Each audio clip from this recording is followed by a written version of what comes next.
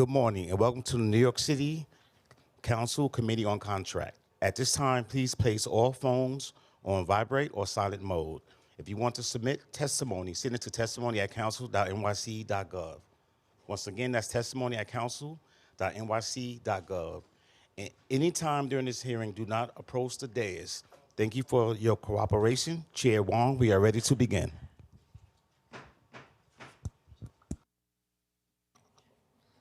Good morning and welcome to this oversight hearing of the New York City Council's Committee on Contracts. Today is Tuesday, June 4th, 2024, and my name is Julie Won, and I have the privilege of chairing this committee. I would like to thank the members of the committee for almost coming to this hearing. It's early. They'll get here. But I thank you, the public, for coming to the hearing and for the admin for showing up. And I would also like to thank the Mayor's Office of Contract Services and the nonprofit providers and advocates and our friends in labor for joining us to testify. Today's hearing is an opportunity to assess the city's progress in implementing much-needed procurement reforms to ensure timely payments to nonprofit human service providers. We will also discuss a package of bills aimed at further improving transparency, efficiency, and accountability in the contracting process. As we have highlighted time and again, the city's procurement system remains slow, opaque, and overly burdensome, posing severe financial and operational hardships for the nonprofits that provide essential services to our city's most vulnerable residents. Despite commitments to reform, nonprofit vendors continue to face inordinate delays in contract registrations and payments, forcing them to take high interest loans just to stay afloat while waiting for reimbursement from our city. The statistics are staggering. As of January 2024, over 85% of human service contracts were registered late, even higher than already abysmal citywide average of 77%. Meanwhile, one outside analysis found that nonprofits had performed over $650 million worth of services on contracts that were still pending registration as of May 1st. This performance is simply unacceptable. These delays cause ripple effects on the city's nonprofit workforce, who face low pay and high turnover, and ultimately to the New Yorkers who rely on these organizations for vital programs and services. While the administration has taken some steps, including clearing the backlog of FY22 contracts and establishing the Mayor's Office of Nonprofits, much more work remains. We have yet to see the full implementation of recommendations from the 2022 Joint Mayor and Comptroller Task Force to get nonprofits paid on time. Several of the task force's outstanding recommendations include establishing clear timeframes for each phase of procurement process, creating a public-facing contracting database, and accruing interest when payment for vendors are late. The package of legislation we are hearing today would build on these recommendations. Intro 243, sponsored by Councilmember Hudson, would require the development of a methodology for nonprofit organizations contracting with the city to calculate and be reimbursed for indirect costs. Intro 508, sponsored by Councilmember Brannan, would require agencies to report to the Mayor's Office of Contract Services on late payments made to contractors and require MOCs to submit semi-annual reports summarizing this information. Intro 510, sponsored by Councilmember Brannan, would require city agencies to provide short-term bridge loans to contractors on contracts of $500,000 or less if payments are delayed. Intro 514 by Councilmember Brannan would entitle nonprofit contractors to interest payments on late contract payments. Intro 863, sponsored by Councilmember Brannan, would increase the threshold for review of contracts, require evidence that service contracts do not displace city workers, and mandate advance notice of certain contract actions. I'm also proud to sponsor 3 bills as part of this package. Intro 801 would require agencies to provide detailed explanations to prime contractors when a subcontract is rejected. Intro 802 would establish a standardized insurance policy for all food service vendors. Intro 803 would allow vendors to protest agency procurement decisions through a process determined by the Procurement Policy Board. Finally, I also sponsored Resolution 342, calling on the state to establish an online noticing process for public contracts to replace the public hearing requirement that delays the city's procurement process. Before we hear from the administration, I'd like to note that we've been joined by no colleagues so far. And I don't believe there's anyone online. I also want to thank committee staff, senior counsel Alex Polinoff, policy analyst Alex Yablon, principal financial analyst Nia Hyatt, and finance unit head Florentine Cabor for their hard work in putting together this hearing. I'll now turn it over to committee counsel to administer the oath. Thank you, Chair. Alex Polinoff, Senior Counsel.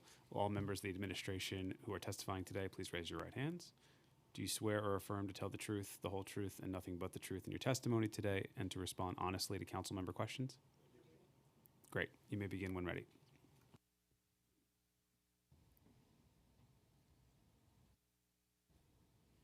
Thank you. Good morning, Chair Wan and members of the Contracts Committee. Thank you for inviting us to testify at this oversight hearing on contract processing. I'm joined by First Deputy Director Kim Yu, Special Counsel Charles Diamond, and Associate Director of Nonprofits Elke Danilzi. Since we last had the chance to convene, MOX has continued to advance its efforts to modernize procurement and streamline processes that tackle long-standing pain points and improve cycle times. Our 4 key strategic priorities remain unchanged: furthering our pursuit of digitization through Passport, procurement reform, maximized MWBE utilization, and enhanced community engagement. Modernizing the city's procurement process through digitization lies in the core of everything that we do at MOX. Our ability to propose, advocate for, and implement legislation and initiatives that speak to this mission are inherent to the years of dedication and investment that have been poured into Passport. With that in mind, we're pleased to announce that we are in the final stages of closing out remaining post-migration tasks resulting from the sunsetting of the legacy system HHS Accelerator into Passport. It's important to note that this essential step, while furthering MOX's vision of a more centralized procurement system, was executed at an expedited timeline due to the ending of associated technical support from our software provider. Once it became clear that we had to transition away from this legacy system, we proceeded with careful consideration of our providers, responsible for delivering essential services, given that many of them had worked with this much-loved system for over a decade. In an effort to mitigate impacts during this period and ensure continuity of cash flow, our office issued a directive in December 2023 instructing human service agencies to issue an additional 15% advance where providers were expected to submit invoices during the migration. Since December of last year, agencies have issued more than $673 million in advance funding for the migration, offering providers much-needed stability during this massive technology transition. The patience and support that we've received from the sector throughout this challenging period has been instrumental to the success of the migration, and we thank them for their continued partnership. Looking ahead, we're preparing for Passport Release 6, which will feature 2 key additions, including Passport Vault, formerly known as Document Vault and Accelerator, and subcontractor management. Passport Vault delivers on a critical recommendation from the Joint Task Force to get nonprofits paid on time, providing a secure platform for document storage and sharing. The new subcontractor management module will streamline subcontractor approvals and payment submission processes, providing increased transparency around MWBE utilization goals. We look forward to launching these new features later this year. In addition to these platform upgrades, MOX has continued to address inconsistencies and barriers facing nonprofits through the implementation of key initiatives recommended by the Joint Task Force to get nonprofits paid on time. Our progress in this area began with Clear the Backlog initiative, which cleared over $6 billion in payments owed to nonprofits over many years. We subsequently built on this progress by supporting agencies to reach 81% on-time submissions to the controller by July 1st in FY24, a 25% improvement from the prior year, despite a 60% increase in contract volume. I also shared several major policy reforms at our preliminary budget hearing, such as the allowance clause, the multi-year discretionary contract, and enhanced returnable grant fund. In addition to these successes, some of our latest achievements include a cost of living adjustment, which will entail an almost 9.27% increase to city contracted human services workforce wages, totaling $741 million over 3 fiscal years beginning July 1st, 2024, which is fiscal year 2025. the Workforce Enhancement Initiative, which added $174 million in baseline funding to human service contracts in FY23 and marked a significant advancement towards delivering better pay parity for our nonprofit partners. The city is currently working on apportioning these funds through the contracting agencies. Fiscal year 2025 COLA funding will be distributed to nonprofit providers that have human service contracts with the City of New York and a fiscal year 2025 budget term. Recognizing the importance of timely processing, contracting agencies have been instructed to reach out to eligible nonprofit providers by July 1st with COLA templates to confirm eligible contract funding. The city is working to get fiscal year 2025 COLA funding to providers expeditiously through fiscal year 2025 budget advances and will provide additional information through FAQs and other resources. We will continue to support the implementation of reforms such as these and other ongoing programs and initiatives in the face of these challenging fiscal times. MOX's total budget for FY24 is $44.6 million, including $21.2 million for personnel services and $23.4 million for OTPS. The bulk of our budget is devoted to Accenture and Ivalua contracts, which maintains Passport, the city's procurement to payment system, and are valued at $90 million over 10 years for Ivalua and nearly $45 million over 6 years for Accenture. In FY24, during our Accenture maintenance contract renewal, OMB instituted the 15% PEG, and MOX worked diligently to reduce that contract by $7.2 million over the 3-year lifespan of the contract, a total reduction of over 100,000 hours to meet our PEG. This fiscal year has been especially impactful because along with the contract reduction in PEGs, MOX has been going through a transition.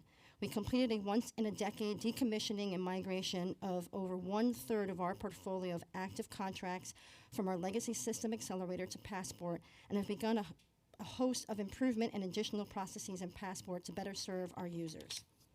In addition to the PEGs, $3.9 million in FY24 and $2.5 million in the out years, the city's prior year budget cuts and current year hiring policies are reflected in our FY24 budget and out years. Between our FY24 adopted and our upcoming FY25 budget, we will have lost 14 MOX direct budgeted positions, representing 8% of our total headcount. Along with previous structural deficit from prior year budget reductions, we continue to face headcount challenges, and as of June 3rd, 2024, MOX has 18 vacant positions. Turning to the 8 bills presented today, we have some questions and concerns regarding implementation and impact, particularly those requiring a cost commitment, some of which are inconsistent with existing programs or would impose additional burdens on providers. For Intro 243, 510, and 514, the administration cannot commit to legislation that would create an ongoing cost commitment in the present budget situation. Along with overlapping with the city's existing indirect cost rate program, the minimum rate required by Intro 243 would double the current indirect cost rate floor and reduce the amount the city can spend on direct services. Announced in October 2019, and claiming for indirect costs and funding opening in November 2019, the ICR Funding Initiative issues a standardized methodology for contractors to obtain a budgeted cost rate above 10% through the citywide implementation team and the HHS cost rate manual. Similarly, the cost component of Intro 510 and inconsistencies with existing programs also contribute to our concerns around implementation of this legislation. As we've previously testified, the administration has been committed to investing in the Returnable Grant Fund, which already offers interest-free loans to human service providers contracting with the city.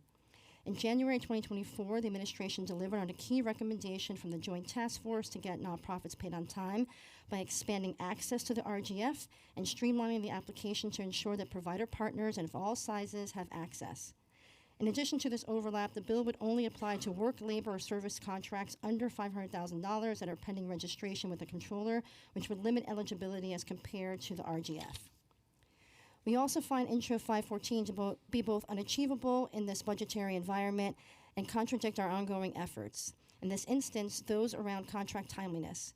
Pursuant to PBB Rule 4-12, we provide summary data on the timeliness of agency contract submissions in the annual indicators report. In the FY23 report, we shared that the citywide chief procurement officer has not deemed any agency to be substantially late, but recognizes that there is still progress to be made. Although there is still much to do alongside the implementation of Passport Public, a public transparency portal that provides data on contract processing and retroactivity, these transparency tools are an important means to enforce accountability, with the ultimate goal of getting nonprofits paid on time. While we support the general goals evident in Intro 214, 510, and 514, we are seeing progress in the initiatives currently underway, and the administration cannot commit to any new legislation which would incur a fiscal impact in the current budgetary environment.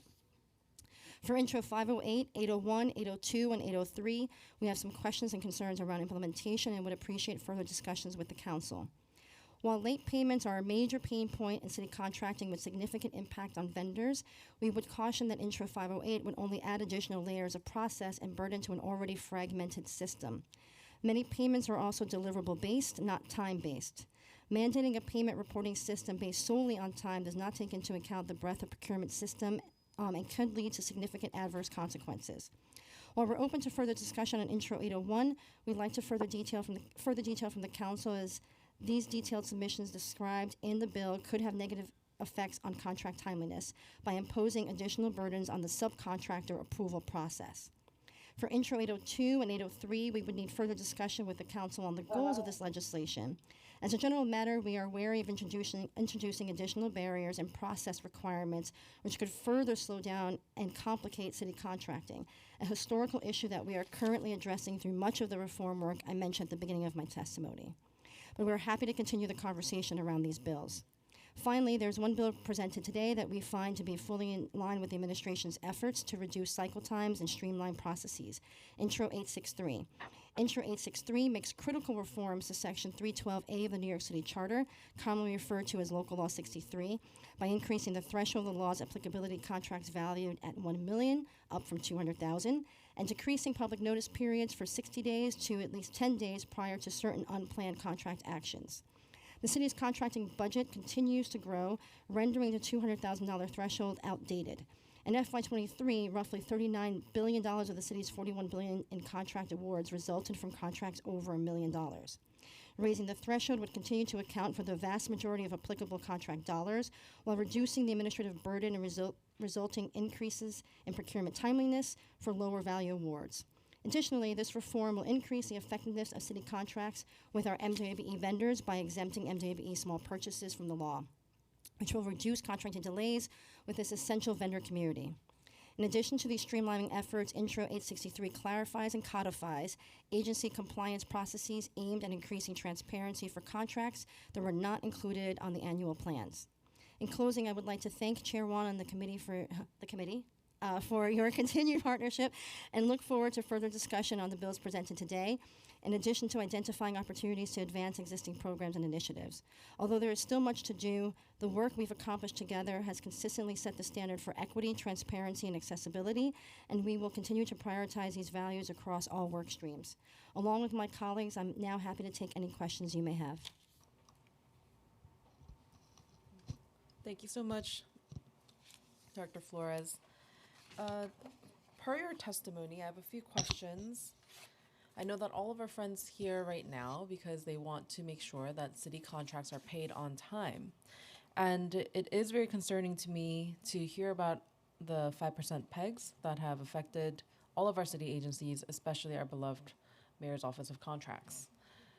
And I want to make myself clear in the room, Passport is not perfect, but it is much better than what we were before, especially a paper-based system. And in no way is the council or myself pushing for a replacement of Passport, but we want to make sure that Passport is fully funded so that we can make sure that the migration happens smoothly, as well as all of the enhancements that we want to be committed to ensure that we have an easier time for all of our nonprofit providers and all of our vendors to be able to have a digital centralized system where they can access as well as apply and track their contracts with the city.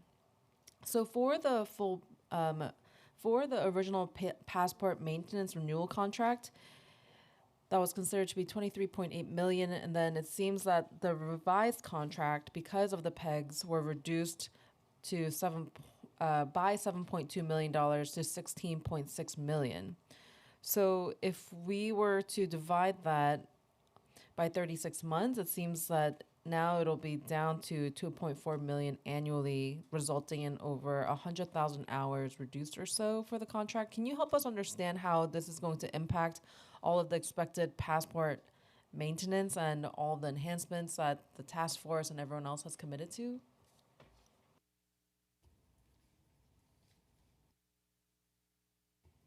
Thank you, Chair Wan. And first, I want to thank you for your continued commitment and support of Passport and the Mayor's Office of Contract Services, even on a beautiful sunny day like today, and always ensuring that we're shedding light on the importance of technology in moving forward with our procurement reform.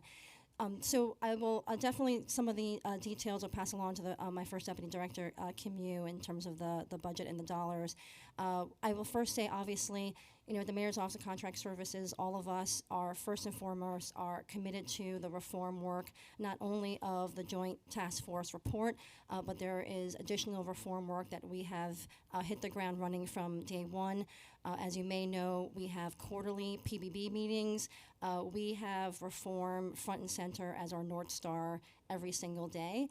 We did definitely have a sort of perfect storm of having to decommission Accelerator, not by choice, but to do the responsible actions, or that software was for some time no longer going to be supported, and ensuring that we were being responsible about the system integrity, the data integrity, took on this very large project of decommissioning. There have definitely been, with the decommissioning, a change management process, as you know, that we may have talked about at our last hearing. Part of the pain points is not just ensuring that we have sufficient funding and resources for Passport proper, but also the dedication that we've attempted to make in being really intentional about providing the appropriate training and outreach, both to our agencies and to our vendors. This has been quite a Herculean task, not only for us, but all of our provider partners and our agencies, in transitioning from a legacy system that's been around for over a decade, and quickly, in speedy fashion, learning the ins and outs of how to do the same transactions in Passport. I think I can say confidently that we have really been working in some cases over weekends, in some cases, many days, many nights, ensuring that we are accessible to our nonprofit providers, and trying to address any issues that have arisen because of the change in the migration and full adoption. The good news is that once we get through what I know feels, for folks who are in it, kind of in the eye of the storm, if you would, that we are finally in a place where we can see in the horizon that we will have full adoption of an end-to-end system. And I have to note that we are probably the largest system in the country in terms of not only the number of contracts, but the number of transactions, the number of vendors, and the complexity of functionality that really is soup to nuts, all the way from vendor integrity and registration all the way through payment.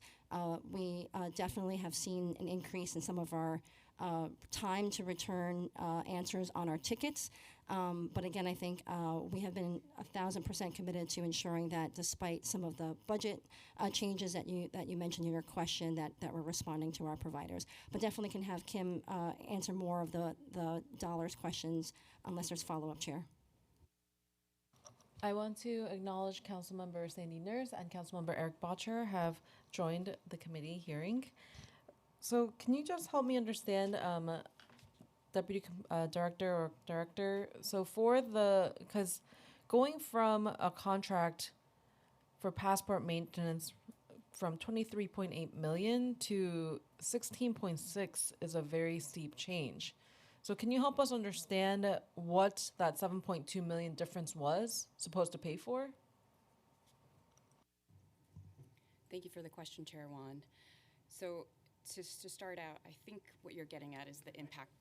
Oh, are you able to hear me? Thank you. So what I will say, I'll start off by addressing in three layers, and I think what you're asking is how the reduction in the contracts will impact services, and honestly and candidly, there will be service impacts and service reductions. So the three levels I'll go into are impact to our vendors, impact to our agencies, and then impact to MOCs. So first and foremost, impact to our vendors. As our vendors are users of our passport system and also impacted by the decommission of Accelerator, the time that they work within the system, they will have to rely on the services of Mox, and Mox overseeing the services that are provided by Ivalua, who supports our passport system, and our Accelerator system. So with the reduction in the resources, there will be possibly additional time that the vendors will face when they have questions regarding their contract processing, their contract registration, and their contract payment. And the second of the third level of impact I will address are the agencies. Our agencies are our providers, and we at Mox oversee the agencies in addition to training them, as Director Flores mentioned, to have proficiency in the system. We also are doing a lot of change management as they adapt from the old system, HHS Accelerator, to the new system, Passport. So they too will be impacted by the reduction in the resources. And last but not least, Mox is impacted as well because we are on the front lines of providing the support to the agencies and the vendors. In addition to the reduction of the passport contracts, as a result of the PEGs, we do see a reduction in the headcount that Director Flores mentioned. As of fiscal year 2024 exec plan, our Mox headcount was 173. When we review the fiscal year 2025 adopted plan, we are down to 166. So that's a reduction of 14 heads. So I'll stop there. Okay, so from what I understand, because what I'm trying to get is usually within the contract, we have itemizations or line items for what a breakdown of the cost. So with the 7.2 million reduction, you're saying that it'll impact our vendors. So those are the human service providers, the nonprofits, external contractors, by increasing the number of hours it'll take them to get an answer or the support they need when they have questions for contract registration or payment. Correct? Yes. Okay, and then for the agencies, you're referring to our city agencies like Health and Human Services, DFTA for aging, et cetera. And for them, those providers will also it'll impact them for their training and for their change management. That's correct, Chair. And then lastly, for Mox, it's also going to impact you all because you're responsible for providing the support to these two partners, the vendors and the agencies, and you're also facing a steep headcount. That was going to be my next question. At our March hearing, when we had asked about what was going to happen with the passport contract being reduced, who was going to do the work, and you had said that it was going to be internal. So now that you have 14 positions in headcount reduction and 18 vacant positions, can you help me understand how this will also impact Passport and the work that you all are doing? Who is responsible now for working even as you work weekends? Will you just multiply, Kim? I'll start, Chair Wan. So where we took some of the reductions on our maintenance contract, as First Deputy Director, you mentioned, and I mentioned in my testimony, were through service hours. So that maintenance contract covers a lot of different work.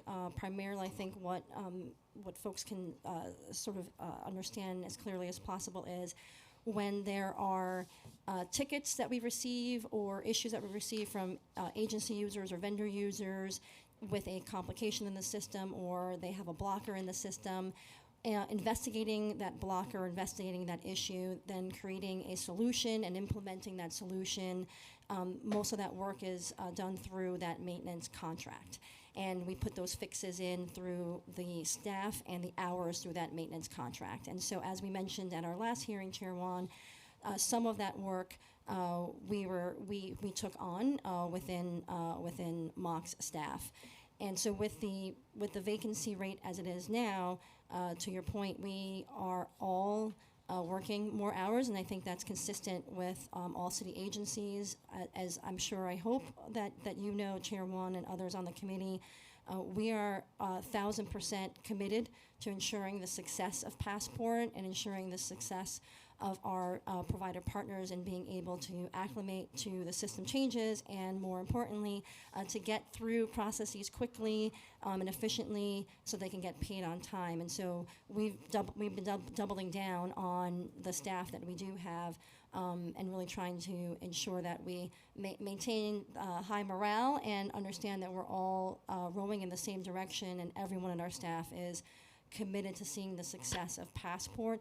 This is once in sort of, and I know this may sound to be too much, but if you've been doing procurement for a long time, this is my 20th year in city government, and the size of scope of what we're doing here with Passport, it has not been done before. And so everyone who's at Mox is committed to the success of Passport and will continue to do that regardless of what the situation is with the budget. But obviously, we continue to need your support and the support of this committee. For headcount, I'm just trying to go back to understand the calculation. So if we have a $7.2 million reduction to the Passport contract, and we divide that by 36 months, so it would be $2.4 million annually. What is that? What was that in number of total hours reduced by this contract for Passport with Ivalua and Accenture? Thank you, Chair Juan. I believe it was 100,000 hours of the maintenance contract. And are you able to work an additional 100,000 hours with the staff that you have to cover those hours that were lost? We continue to endeavor at 1,000% to ensure that we are providing services without service gaps to the best of our ability, Chair Juan. That 100,000 hours reduced is a very high amount. So I just want to emphasize that. And for the headcount, you had just testified how critical it is during this transition to have the resources and all the work that you're doing that is very important to all of the three parties that you outlined of vendors, agencies, and the contract services itself, agency of contract services itself. And with these forced pegs on all agencies across the board in our city during the transition of the Passport platform upgrade and the migration of all the agencies from Accelerated to Passport,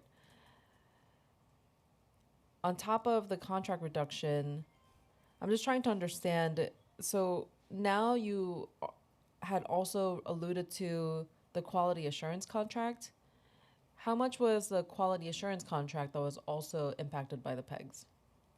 The original estimate, Chair Juan, for the quality assurance contract was $1 million. We had not started that contract when we decided to put that forward as part of the PEG process. So I know that everyone in this room, we find contracts very exciting and sexy, worth waking up for in the morning. But I think this is very alarming because the people in this room are here to testify all of the struggles that they're facing to get paid on time and to get paid at all. And if we're hearing that even the quality assurance contract was cut, then who is doing quality assurance? Ourselves? We're checking ourselves on the quality of the work?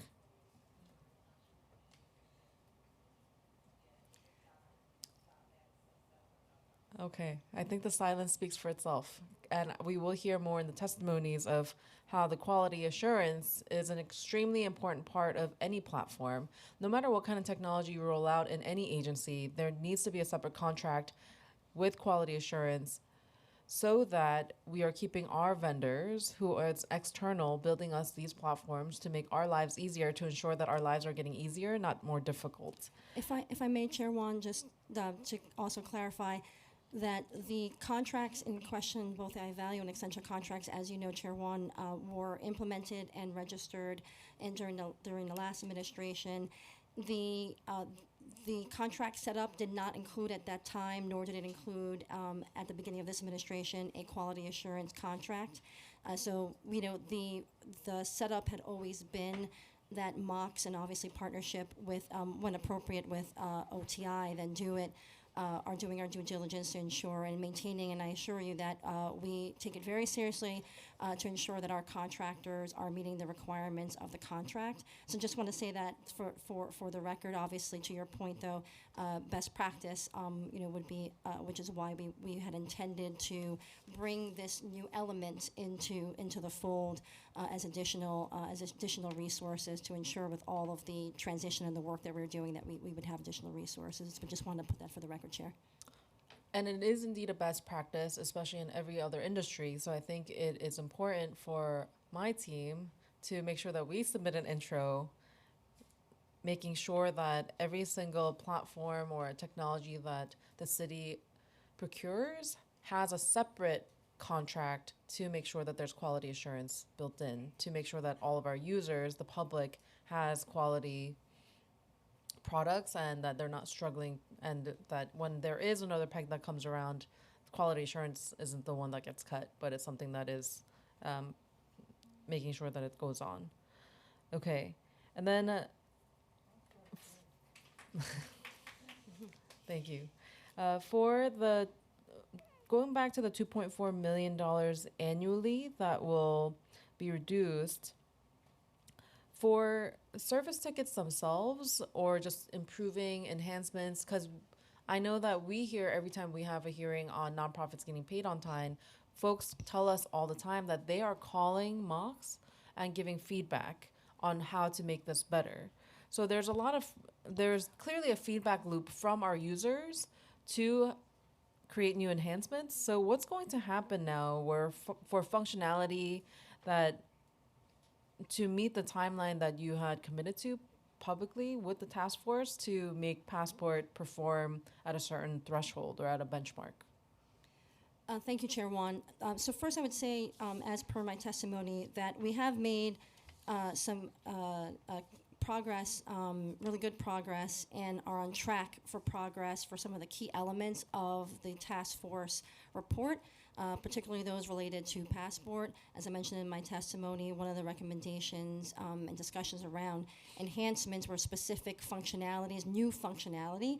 And so two key parts of new functionality that will be coming out later this calendar year is Passport Vault, which to everyone who loved dearly Accelerator, when it was originally rolled out, it included Document Vault, which was a key factor and request from the sector. Passport, in its when it was rolled out, did not have Document Vault. So that is going to be a key achievement from the task force report rolling out Passport Vault. In addition, subcontractor management will also be in Passport, and while obviously contractors and the public normally look at subcontracting functionality and approval sort of only as, but very important, an issue that impacts MWBEs, it actually is a huge issue that impacts the not-for-profit sector and our human service providers. As you know, traditionally, out of the $41 billion or however much we do in every particular year, human services accounts between 48 to 50% of the portfolio, and many of those contracts have subcontracts. That process currently is either in paper, email, snail mail, by pigeon carrier, and is a little bit of a black box and contributes to the pain that both primes and subs and vendors who are providing critical services to our New Yorkers feel in the payment process. And so those are two key areas where we will be delivering, amongst other things that I mentioned in my testimony around Passport. To your question and intro regarding feedback from providers, so we get feedback and make enhancements over a number of different ways. And also I want to just make a distinction between enhancements and sort of like to have, right? The workflows and the functionality of Passport for most cases are what they are. And as folks know, a big bulk of the functionality was rolled out sourcing during COVID, which was a huge accomplishment of the previous administration. When we receive tickets from both our vendor community, our nonprofit providers, or our agencies, all of that's tracked, and we look at that as if there is a actual bug or issue that needs to be fixed. And if that's the case, we tap into our Accenture maintenance contract to put in a fix for that issue, versus continuing to engage with the sector not only through that ticket process, but we've done road shows, we've done multiple situations where we meet with not-for-profit providers, our construction agencies, our not-for-profit agencies, and get their wish list of functionality that they hope to have in future state. So to the extent that we're able to put some of those smaller level enhancements in our regular fixed schedule, we do that. But we're not in a position right now to sort of distract from ensuring that full migration successfully has happened, that we have full adoption of over 50% of our portfolio doing all their invoices in our system, now Passport, and making sure that we are using our resources effectively to prepare for and implement R6, and then continue to prioritize any future state of enhancements if and when funding becomes available. I have a follow-up question. According to the fiscal year 25 executive budget, there was $10.5 million less in the technology strategy budget. Can you help me understand this $10.5 million versus the $7.2 million that we see in reduction? Or we could follow up. Yeah. So I'll start, and then First Deputy Director might have the numbers here if we can. Otherwise, we will follow up, Chair. So the budget already had a certain amount of expected decrease in our OTPS budget based on one-time funding for enhancements and our 5.1 release and our migration, and now our upcoming release 6. And so there was already an expected dip over fiscal years for those one-time investments. Then in addition to that, as you noted in your questions earlier, there was, as you annualize it over 3 years, the $7.2 million was an additional 2.4 reduction on top of what we expected to be a reduction after the one-time investment for recent releases. Okay.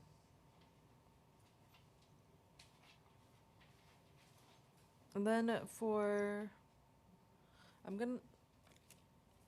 I'm going to now turn over to procurement reform questions. Thank you so much for helping us clarify the PEG reductions. As of January 2024, over 85% of human service contracts were registered late, even higher than the already unacceptable citywide average of 77%. Can you help us understand what factors contribute to so many human service contracts being registered late than the PEGs that we were just speaking of? Sure, Chair Wan. I'll start, and then if I need an assist from Associate Director Elke, I'll pass it on to Elke. So our numbers, when we look at contracts for FY24, for FY23, do not align with the 85%, which from our understanding, depending on if you're noting either some recent public reports or recent reports from the Controller's Office, are more inclusive, including contracts that are either not human service contracts or not multi-year contracts and discretionary contracts.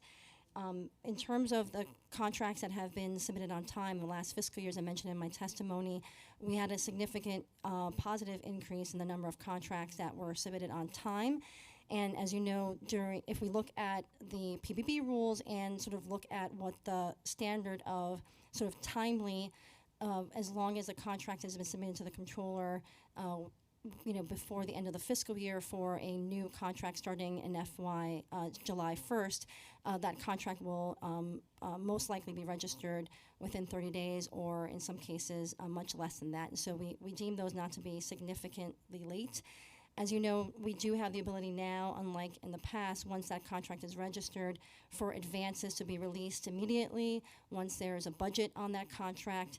And as I mentioned in my testimony, we have taken some proactive steps to mitigate additional pain by directing agencies to issue an additional 15% on top of those contracts.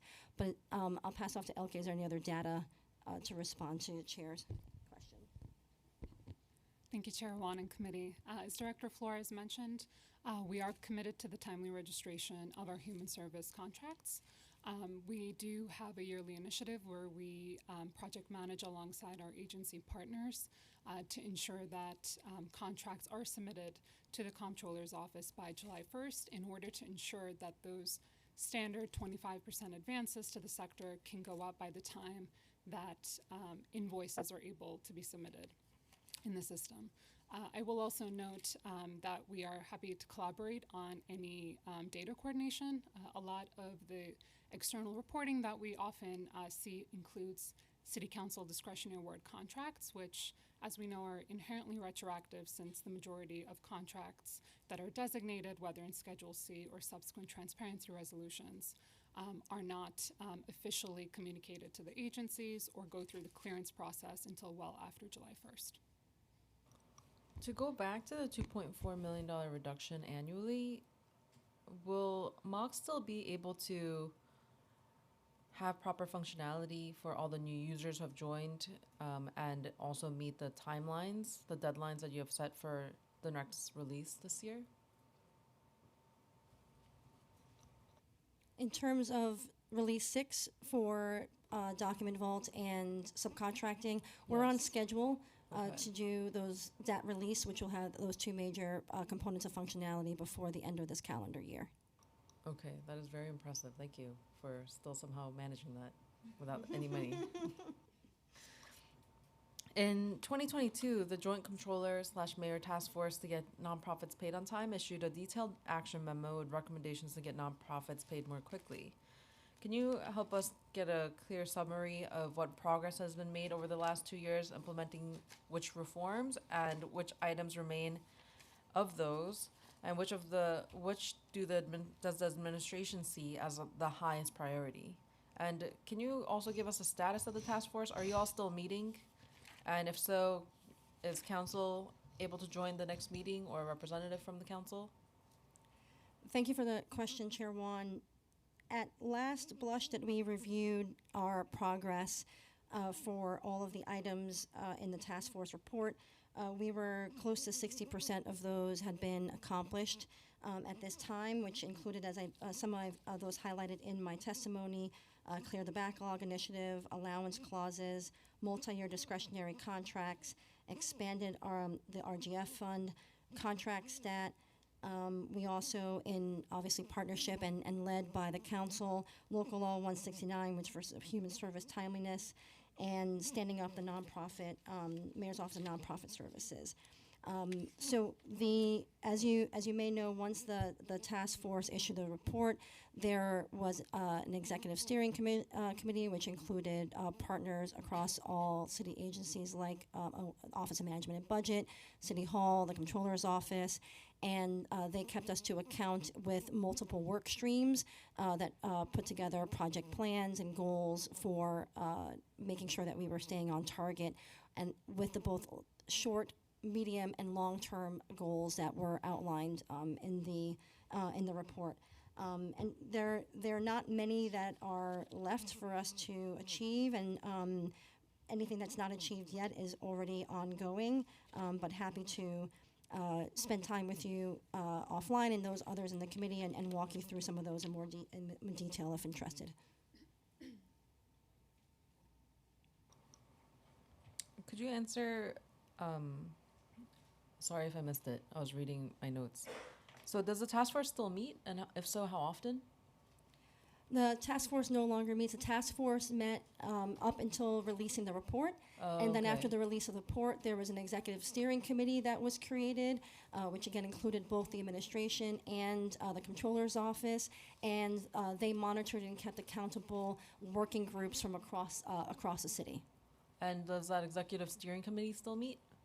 The executive steering committee, we report out to the first deputy mayor and to City Hall on progress. Obviously, the first deputy mayor of City Hall corresponds and interacts with the controller directly when there are updates or there are questions, but most of the work is either done or significantly in progress. So now that the nonprofit task force is no longer active, how do the nonprofit providers give you the direct feedback?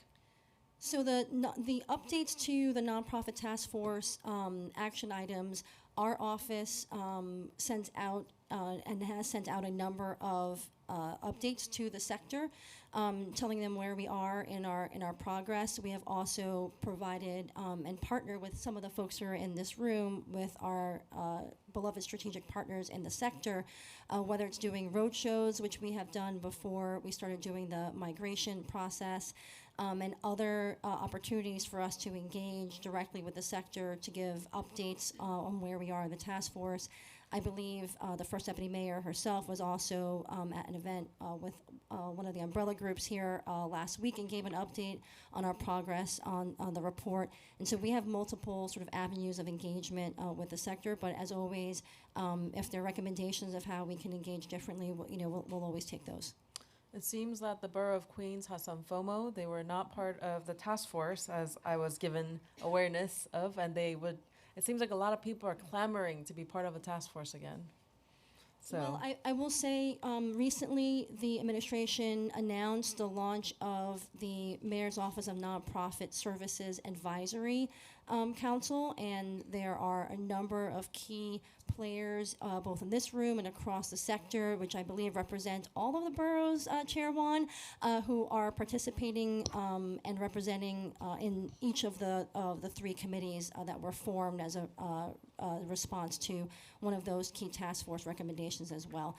But happy to share afterwards the list of all of the providers and who are chairing all of those committees, and would be happy to take back to the administration if you don't see enough Queens representation there, Chair. Speaking of the Mayor's Office of Nonprofits, can you help us understand the status of that office since Director Ford has moved on? Yes, Chair Juan. That office still is in existence, very active.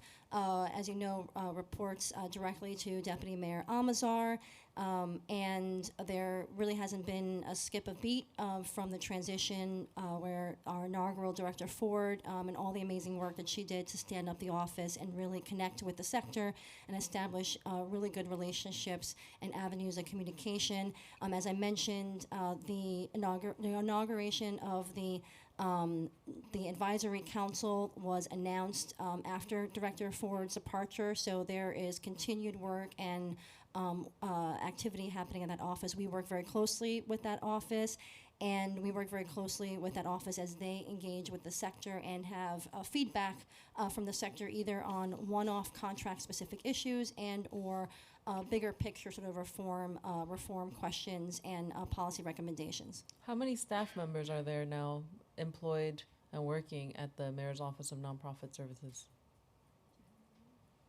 Last time it was one.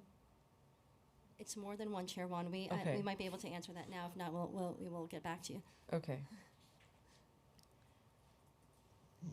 They have a budget. They have a head count of 7. I believe they have 4, but we can definitely confirm and come back. Okay, 4. Just out of curiosity, do you have a number of how many vendors of nonprofit human service providers the city has in their purview for all agencies for 4 staff members to manage? I'm not sure of the question, Chair Juan, but I would say that obviously across the city of New York, with our very robust portfolio with nonprofit providers, which includes agencies that contract Administration of Children's Services, Department of Social Services, Department of Aging, and so on and so forth. We have thousands of staff across the city of New York that have different levels of engagement with the nonprofit sector, including in contracting and budgeting. And the Mayor's Office of Nonprofit Services, not unlike many other of mayor's offices that really have a focus on ensuring that they are thought leaders, that they are leading in terms of policy agenda, and really keeping us and others within the administration accountable to answering to a particular sector. So I think in totality, there's an investment and an importance that I think from day one this administration, which includes the Joint Task Force report of how important our relationship is with the sector. Okay, because I just want to emphasize that with thousands of nonprofits who service our city, the ratio of 4 or even 7 at full headcount to do justice, I think, is not enough. The $1 million question that we always get asked is the task force for called for establishing specific timeframes and deadlines for each stage of the procurement process. Has the administration done this? If not, what barriers remain to setting clear timelines? And can you help us understand more information of what the status is and what may be holding it up? And another question that I get asked all the time is, how can we keep agencies accountable if it's not going to be financial? Thank you for the question, Chair Wan. I'll start, and then my staff will keep me honest. So as I mentioned in my testimony, and I think in a previous response, with leadership from the council and partnership with the administration, recent local law 169 was passed, and we are on track to release the first report in October of this calendar year, as prescribed in the report, that will have crucial data that will inform future state of particular timeframes and timelines to keep ourselves accountable. But I think what's important to note, and as we testified during previous hearings related to that local law, is that it really has to be sort of a multi-layered, multifaceted approach to keep us accountable and ensure that we are holding up our end of the bargain. Having timeframes is part of it. Having the tools in order to monitor performance is part of it, but also having a community of practice of monitoring performance as part of that. And so, as I mentioned in my testimony, we have begun not only in the release of our internal performance tracking tool contracts but the administration has already had sessions with our agency commissioners. Some of it was also discussed in the inaugural Mayor's Office of Nonprofit Services Advisory Council of continuing to build on that practice of what data that we have access to, how we use that data to inform our decisions to ensure that our cycle times are shorter, that we get contracts registered on time, payments on time, and also how do we use that information to keep our agencies accountable. In our timeliness initiative, both last fiscal year and what we're doing this fiscal year, we use data and we have goals that we hold our agencies to in terms of hitting certain milestones by a particular time frame so that we can achieve our goal of having all of our contracts submitted to the controller on time. So it is an ongoing iterative process, but that's exactly where we intend to be, and local law 169 is going to be a big part of assisting there. From the Mayor's Office of Contracts' own fiscal year 23 Human Services report, I am very troubled by the numbers that almost 100% of the contracts were untimely for agencies like SBS, and then following MOCJ, and for DYCD, they were at 17% on time. HPD, 0% on time. And DSS, HRA, 42% on time. DHS, 41% on time. And others are hovering around 59%. So can you help us understand what is the accountability for these agencies from your own report where they're just not on time? There needs to be substantial compliance with timeliness for contracting given their personal performance according to your own data. Thank you, Chair Wan. I did not hear the first part of your question. Are you referring to the indicators report, the annual indicators report? Yes. Thank you, Chair Wan, for the clarification. So first I will say that there are multiple ways that we look at both timeliness and retroactivity, and just to make that distinction first and then to get to your specific question. So when I said earlier in my testimony and some of your responses to some of your questions that we achieved 81% submitted to the controller on time. The measurement there is that we have submitted a contract for registration by the end of the fiscal year. The indicators report and retroactivity is calculated slightly differently. So first, the universe of contracts is anything that was registered within the fiscal year. So that's where we start off in the universe of contracts before we do any analysis. So regardless of when the contract start date was, anything registered within the fiscal year is what we're doing analytics on. So that may include a contract that actually was a FY 23 or 22 contract that was registered in the fiscal year. So the retroactive or lateness is if it's 1 day late from the registration date versus the contract date. It is considered retroactive, and as I mentioned, we consider significantly retroactive at different intervals after we get over the 30 days. In some cases, the examples that you mentioned, we have agencies like HPD that have very small human service portfolios, and so obviously, if an agency has one or two contracts and they did not get to them on time in the fiscal year, it kind of skews the data. But our number in terms of percent retroactive continues to improve every year, and we're hoping that with all of the efforts that we have put into place last year and this year, that the numbers will be better this year as well when we issue our indicators report after the end of the fiscal year. So how does this square with the PBB Rule 4-12 for interest payments? So 4-12 requires, and I think I mentioned in my testimony, that first, the CHIPO, so my office, does the analysis of whether or not an agency or agencies were significantly retroactive. And again, that's significantly retroactive for that particular fiscal year.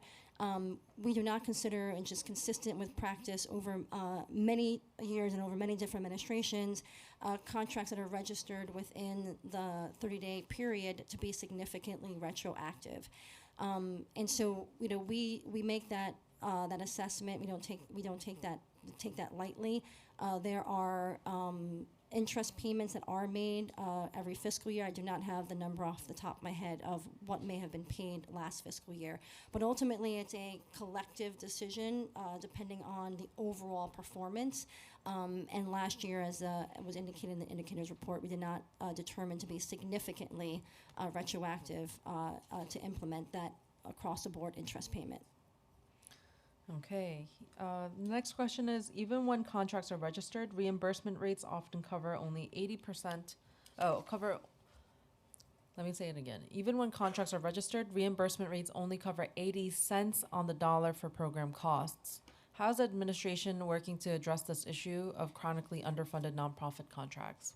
I was just at a town hall yesterday for education, and we heard this again from nonprofit providers who are running 3K programs, that they have to subsidize it with their private twos and infant programs because it's just not enough, and they're having issues even with paid parity for their teachers and keeping teachers because they get paid much less than their DOE counterparts. So we would really like to understand what is happening for chronically underfunded nonprofit contracts.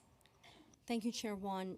Speaking, specifically to the 40-plus mayoral agencies, I understand and definitely hear both the sentiment that you just described and that I hear from the nonprofit sector, which is why the commitment from the administration from day one has been investing in our sector and our providers.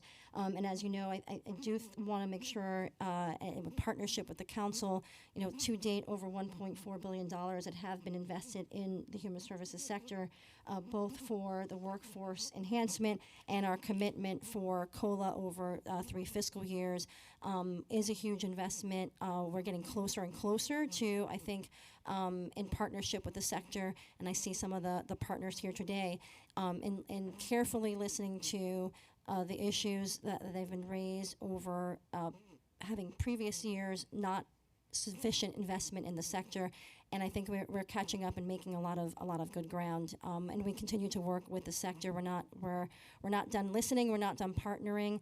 And I think the budget reflects the continued investment in the sector. I'm getting a lot of eyebrows, Lisa, from that answer. Kim, do you have any other? I see Michelle Jackson right there. We just had all these celebrations of the COLA, right? So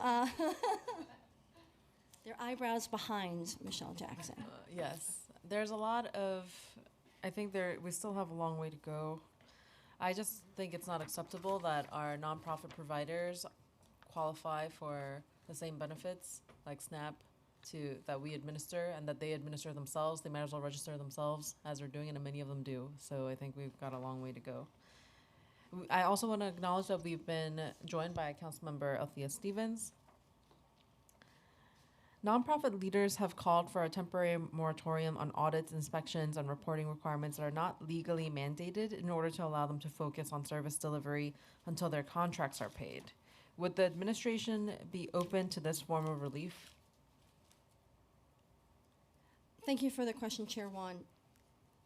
We have been taking many efforts to mitigate sort of burdens of our nonprofit sector, not only during transition from Accelerator to Passport, but some of the work that is, frankly, the hard work of rolling up your sleeves and doing dismantling and really reshaping our relationship and the paradigm of how we oversee and how we engage with our provider partners.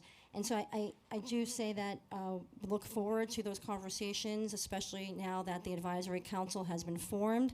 That is definitely one of the topics that I know will be discussed during those meetings.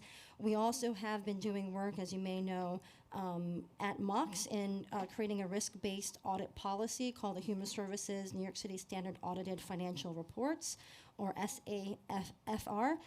That will lead to impactful audit results, which will reduce redundancies for providers by leveraging standard audit guidelines and improved audit quality and timeliness. And for nonprofits, this will make the policy more predictable, timely, and comprehensive. And that work is well underway, and we hope to expand upon it now that the advisory council has been formed. Okay, I'm going to pass it over to Councilmember Stevens to ask a few questions. Good morning. How you guys doing? Good morning, Councilmember. Just a couple questions. The first one I'll start with is the city charter required the procurement policy board to establish a time frame for each stage of the contract process, but this still has not happened. So last year we enhanced the local law 169 of 2023, which requires MOX to study and issue a report on the timing and duration of city procurement process for human service contracts, and for the PPB to use the study to issue rules pursuant in the charter's responsibilities. How's the study coming along, and are rules regarding time frame in the works? Thank you for that question, because it gives me the opportunity to once again say that I appreciate your partnership in the final draft of that rule, of that intro, that which is now local law 169, and that we are on track to complete the first report as required, the time frame required by the local law, which is October of this year. That will be critical data for us to take the next steps, as you mentioned in your question, of establishing those time frames. And happy to obviously meet with you and others in the committee to walk you through that report and next steps once that's issued on time in October. Okay. I'm happy to hear that it's going to be issued on time, especially with some of the I know challenges with the PEGs that you guys are experiencing, and not having adequate staff to kind of do it. So I know you guys are being stretched thin. So, you know, I don't often have a bleeding heart for agencies in the city, because I like to hold people responsible. But I do know that there are a lot of challenges, especially with the transfer of Passport and these PEGs that are, you know, much a small agency, it gets felt differently. And I think sometimes that gets lost in the conversation around what it looks like when a bigger agency takes a 5% cut than when a smaller agency who has a much smaller budget and staff, it's looked and felt a lot differently. And so we definitely have to make sure we have to continue to uplift that. So I'll give you some grace. Because we all know. Council member. I know it's. I we know know it this doesn't wasn't last the bill I forever. wanted. I appreciate it.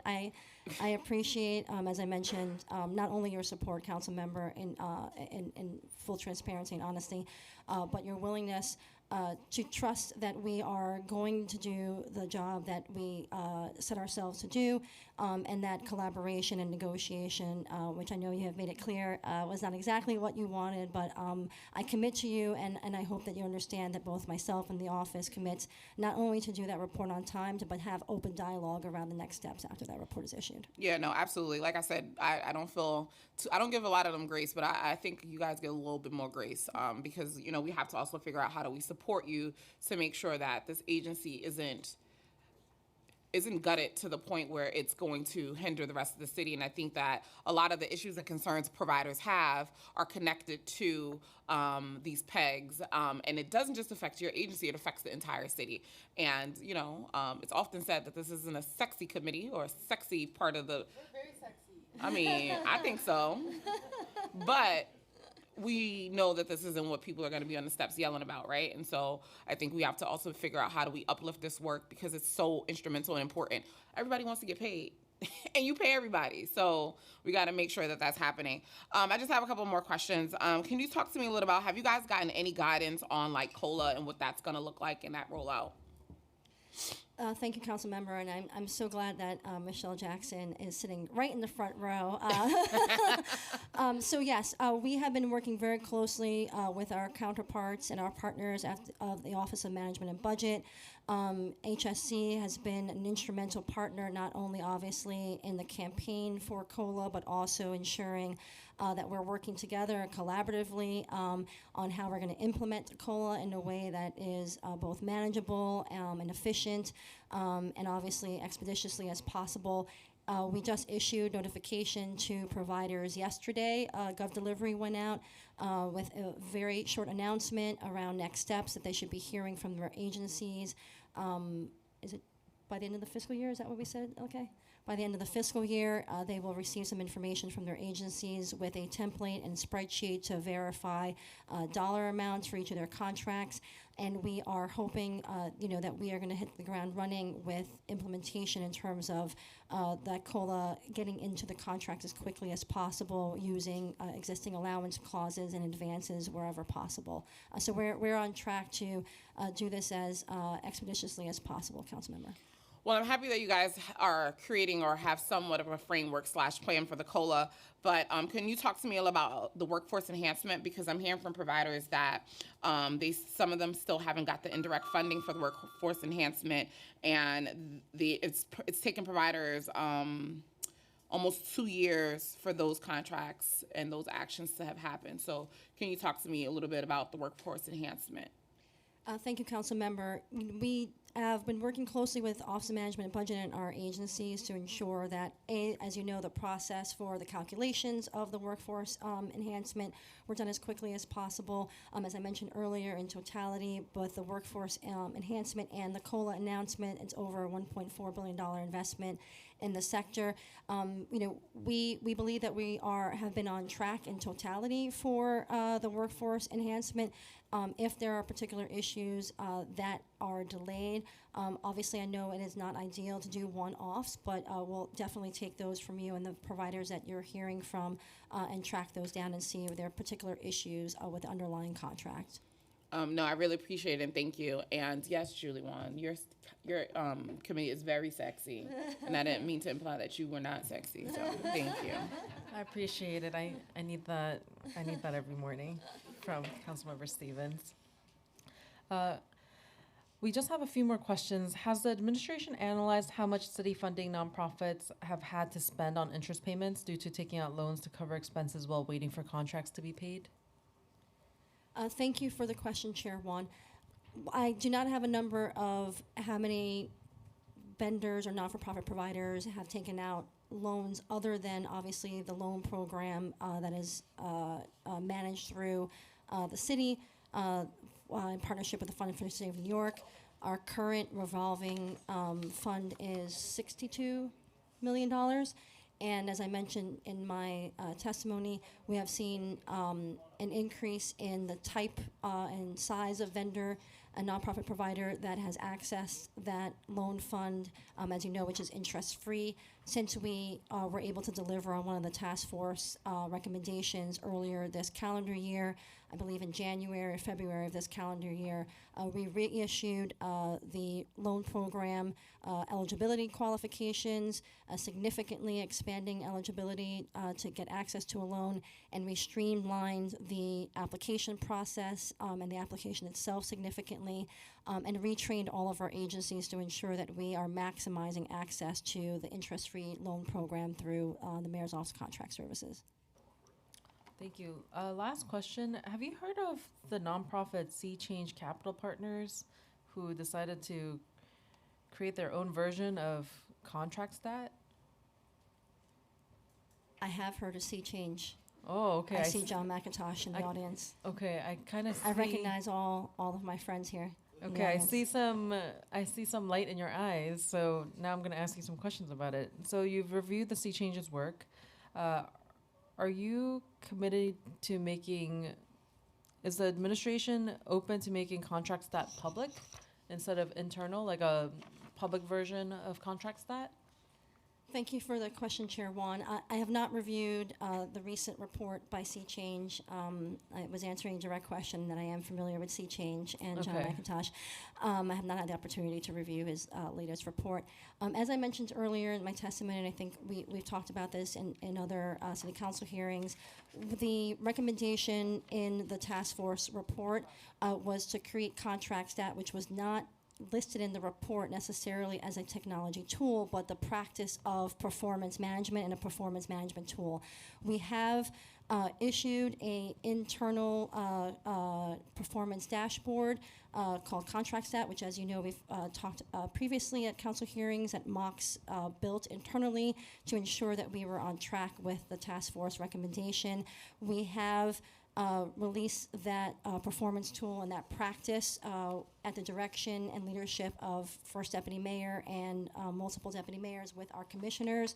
I think we've had 2 of those sessions so far with our agencies. We have also reviewed contract stat with the Comptroller's Office and showed them the functionality that exists thus far.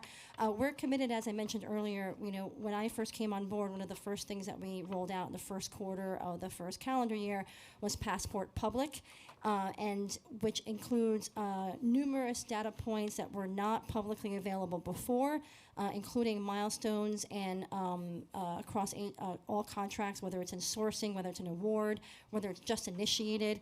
It also has heat maps around retroactivity and other performance metrics.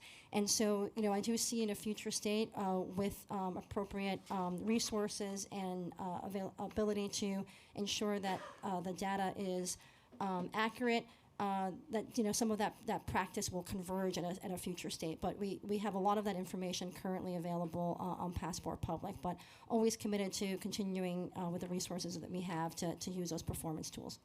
Thank you. We're going to transition to a few questions on legislation. For Intro 801, subcontractor denial explanations, what is the current process for notifying prime contractors when a proposed subcontract is denied? So does an agency provide detailed reasons for denials? Thank you for the question, Chair Wan. So the current rules, as you may know, in PBB 4-13, which oversees, lays out the process for subcontractor approvals, an agency must approve a subcontractor for a prime before the prime can initiate for the subcontractor to begin work on a contract. And there is a approval process. It includes various information, and some of that information may vary across agency depending on the type of service and what is applicable for the type of service. So, for example, a subcontractor approval for a human service contract to provide food is going to be different than some of the information that might be requested for a subcontractor to do electrical work. But there's an engagement with the agency and the prime vendor on the approval process or denial of a subcontractor. As I mentioned in my testimony, we're going to have a lot more information and visibility and transparency into that process that will inform sort of future state of how we sort of use that information and make policy changes at an appropriate time once that information is in Passport, which will be part of Release 6. And so in Passport, once we do the release, we will have both subcontractor information at the time that a prime bids on a contract where appropriate and applicable. We will also have the actual approval of the subcontractor in Passport. And then, because it's happening in our Passport system, we will have payment information against that contract, the prime and the sub in the system. So I think, related to this intro, I think we would be in a better position to sort of discuss the need for this and what we'll have at our fingertips through Passport that we don't have available now because it's not an electronic system. Something that I have difficulty reconciling in my mind about subcontractors. So, for example, a few months ago in September, we had a hearing with DHS about subcontracts for food in migrant shelters or in regular shelters. And when we ask them questions about the subcontractors of the food and the quality of the food, a lot of the times the agency will testify that they have no control over subcontracts, that whoever is the master contract holder, that they get to make those decisions. So can you help me understand, for all of these agencies, what jurisdiction do they have over subcontracts, and what power do they have on choosing who the subcontractor is? Thank you for the question, Chair One. I'll start and probably pass off to Special Counsel Charles Diamond to add on. So just at a general distinction, the PBB rules require that an agency approve the specific subcontractor that the prime vendor intends to use for goods or services. And some of that process includes integrity-related information around the vendor. It also includes some review to ensure that the prime vendor has followed sort of the bidding out process as required in their contract, depending on contract dollar value of that they did a fair process and a competitive process in the selection of their subcontractor. The city does not have privity directly with the subcontractor. The prime is legally required to ensure that they're providing the goods and services at the quality and the level of performance required under the contract. And if that includes subcontractors, it's still the prime that is responsible for ensuring that that work is done in accordance with the contract.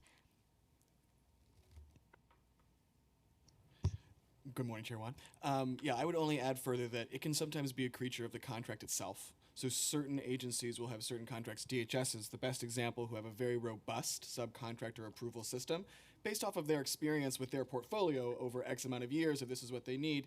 So certain agency contracts will have specific requirements that will be different. However, as Director Flores said, the general rule is out there in the PPB rules regarding approving that subcontractor, but there is room for more nuance, and if something is varying, it's likely because of the specific contract at play.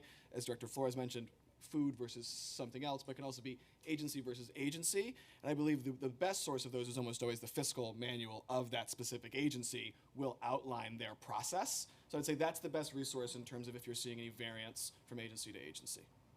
Thank you. Prime contractors argue that subcontractor denials often come with inadequate explanation, delaying their ability to find alternative subs. Would you be open to establishing a standard timeline for agency responses to help address this issue? Thank you for the question, Chair Juan. I would start off, as I mentioned earlier, that in a paper process, as you mentioned, I think at the top of this hearing, right? We are in a situation where technology is not perfect, but technology has gotten us light years ahead of where we were before, when everything was in paper. The subcontracting process is still, again, in paper. It's not an electronic system that we have visibility into across the whole portfolio. So I think, as I mentioned earlier, we definitely would imagine that there are areas for efficiency gains and improvement in the process that will be better positioned to implement and have some more specific recommendations for once we have adoption of the subcontractor approval process in Passport. And I would further add, Chair Juan, that there are timelines in certain standard contracts. So once again, in that fiscal manual, agencies are certainly encouraged to have those timelines. As Director Flores says, once we get that data, to be able to then check against that, I think that will be the real next step. But certainly, agencies do establish timelines for themselves to approve these actions, and we look forward to continuing that conversation to make that more effective.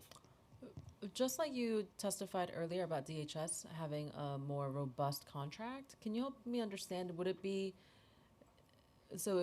be helpful for them to have a standardized timeline for subcontract responses because everyone has different requirements?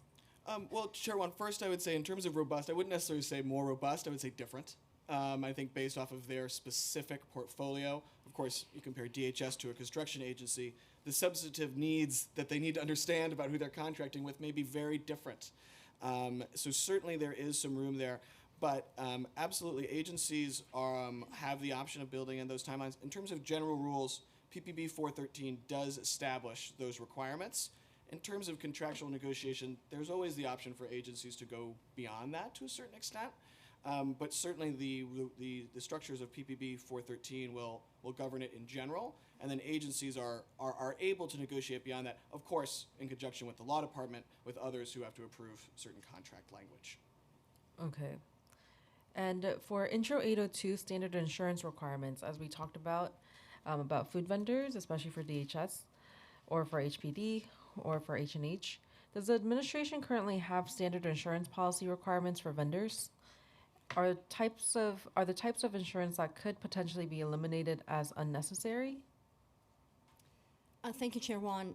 I'll start. Yes, the city does have standard insurance policies that are issued through the city's law department, Corp Counsel, and there are insurance policies that are standard depending on the types of goods or services, whether it's legal services or construction services. So there is a significant standardization across the board, both in our standard contracts. So, for example, we have a standard human services contract, we have a standard construction contract, just to name a few, but also in our Appendix A, and we have slight variations of Appendix A depending on the industry of contracts. So there is a robust standardization that exists currently across all of our contracts.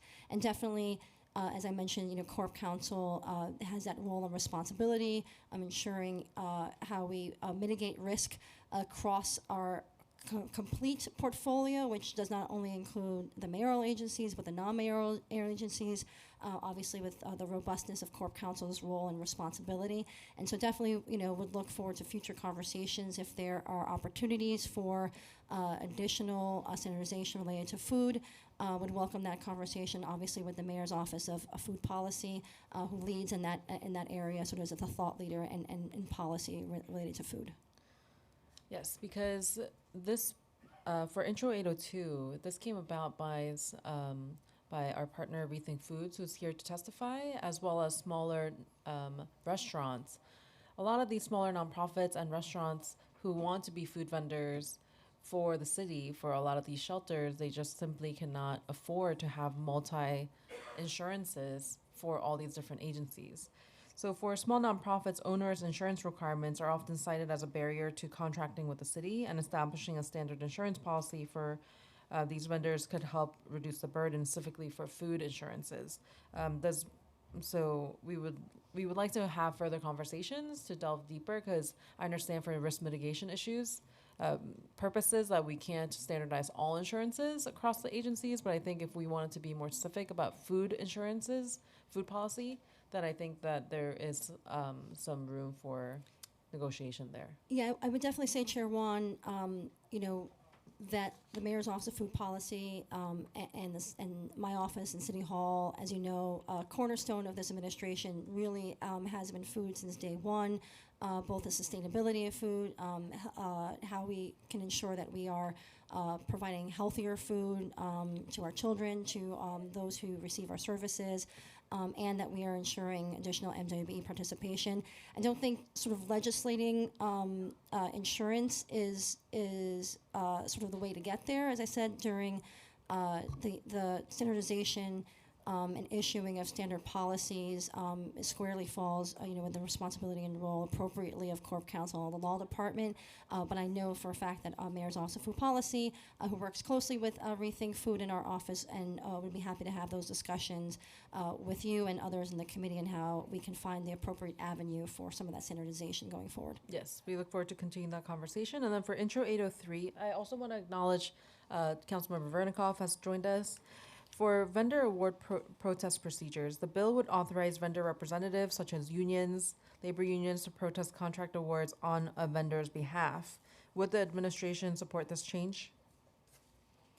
As I mentioned in my testimony, Chair Wan, at this stage, based on the review of the intro as written, we would not necessarily support this bill. It seems, I'm not exactly sure the intent beyond what you've just mentioned in your question. As you may know, current charter, or the city charter, already allows for this to be part of the PBB rules.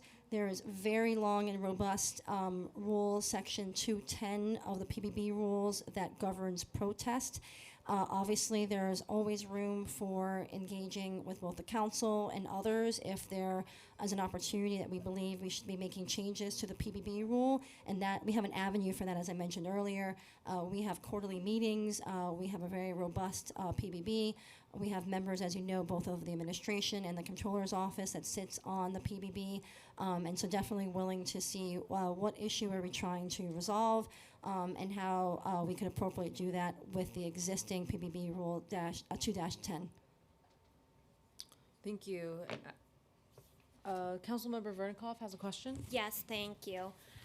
One of the biggest issues we have in our district, and I know it's also across the city, is with DOE payments as it regards to childcare and daycare centers, and they're obviously having issues paying, doing payroll. So what measures are you guys taking to improve that process? Thank you for your question, Council Member. We work closely with all of our agencies. Obviously, New York City Public Schools, while not a mayoral agency, is an important partner of ours, and we engage with them in our timeliness efforts, also engage with them in sort of best practices around performance management. We engage with them on specific issues that come up around that contracting portfolio, and also with our partners at the Mayor's Office of Nonprofit Services when there are questions that come up around that particular portfolio of payments. And so if there are additional areas that are not being addressed, happy to take that back with our partners in New York City Public Schools. Thank you. Along with that question, as a follow-up, is DOE now included in Passport? Thank you for that question, Chair Wan. There are some contracts from New York City Public Schools that exist in Passport. Some of those were entered into Passport during the tail end of the last administration. There are still some contracts that are in Passport now, but it still represents a small proportion of their overall contracting portfolio. But we look forward, sort of in future state, if and when resources are available, to continue to expand, where appropriate, the number of contracts in the portfolios that are in Passport. And I have a few new finance questions that just came in. Can you help us break down the total OTPS funding versus PS funding that was pegged in fiscal year 24?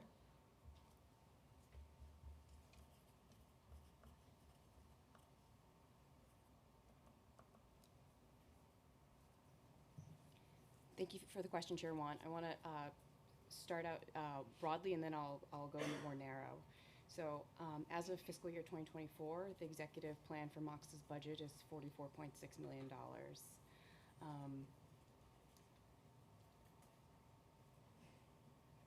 Then of that, most of the $21.8 million of that is projected for contract spend for the contracts that are related to Passport.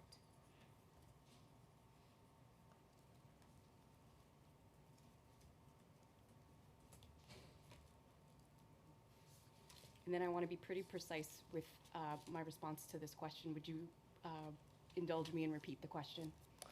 Can you break down the funding exactly for OTPS and then PS for fiscal year 24?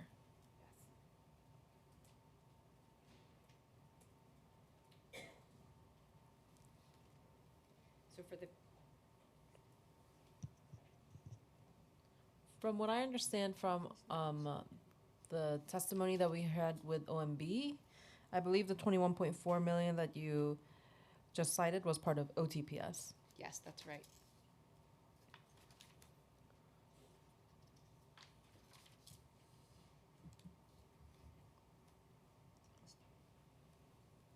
Yes, and I'll be pretty precise and just read out the numbers. Okay. So for fiscal year 2025, a budget of $30.4 million, which is $17.4 million less than the fiscal year 2024 adopted budget, and $13.5 million less than the fiscal year 2024 current budget. Okay. And can you list all the agencies that currently pay for MOX headcount? Mayor's Office of Nonprofit Services, that headcount is on our budget, Chair Wan. Is there anyone else that covers headcount, like an MOU from a previous administration that covered any staff members for MOX? For Mayor's Office of Contract Services, yes, Chair Wan, we have 10 positions that are covered pursuant to an MOU with New York City Public Schools, which expires at the end of this fiscal year. And what was that agreement for exactly? Chair Wan, I believe that the bulk of the MOU, the premise, was the New York City Public Schools was entering into their child care contracts into Passport, and there was an understanding that Mayor's Office Contract Services would support them in both entering in those contracts, sourcing those contracts, and normal contract management transactions in the life of the contract.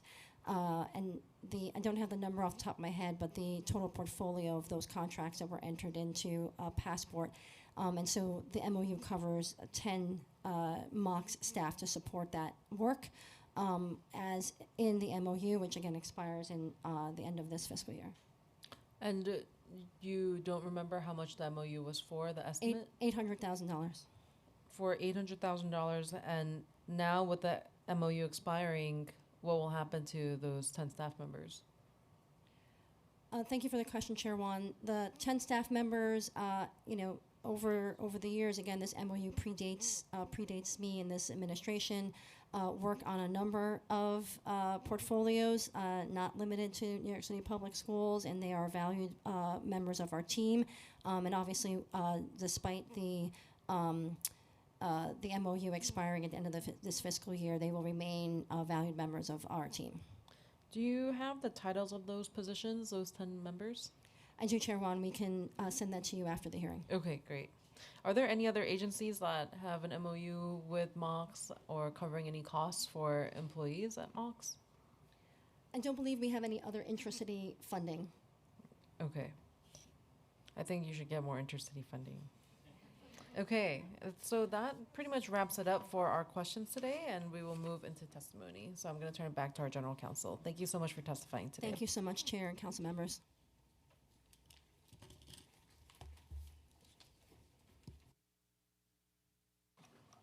Okay. I now open the hearing for public testimony. I remind members of the public that this is a formal government proceeding and that decorum shall be observed at all times. As such, members of the public shall remain silent at all times. The witness table is reserved for people who wish to testify. No video recording or photography is allowed from the witness table. Further, members of the public may not present audio or video recordings as testimony, but may submit transcripts of such recordings to the sergeant at arms for inclusion in the hearing record. If you wish to speak at today's hearing, please fill out an appearance card with the sergeant at arms and wait to be recognized. When recognized, you will have 2 minutes to speak on today's topic hearing, evaluating progress of reforms to accelerate nonprofit contract payments. Thank you.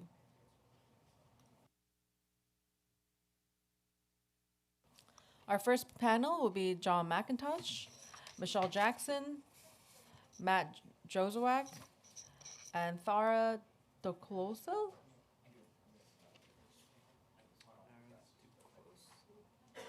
Thara Ducloso from Nonprofit New York.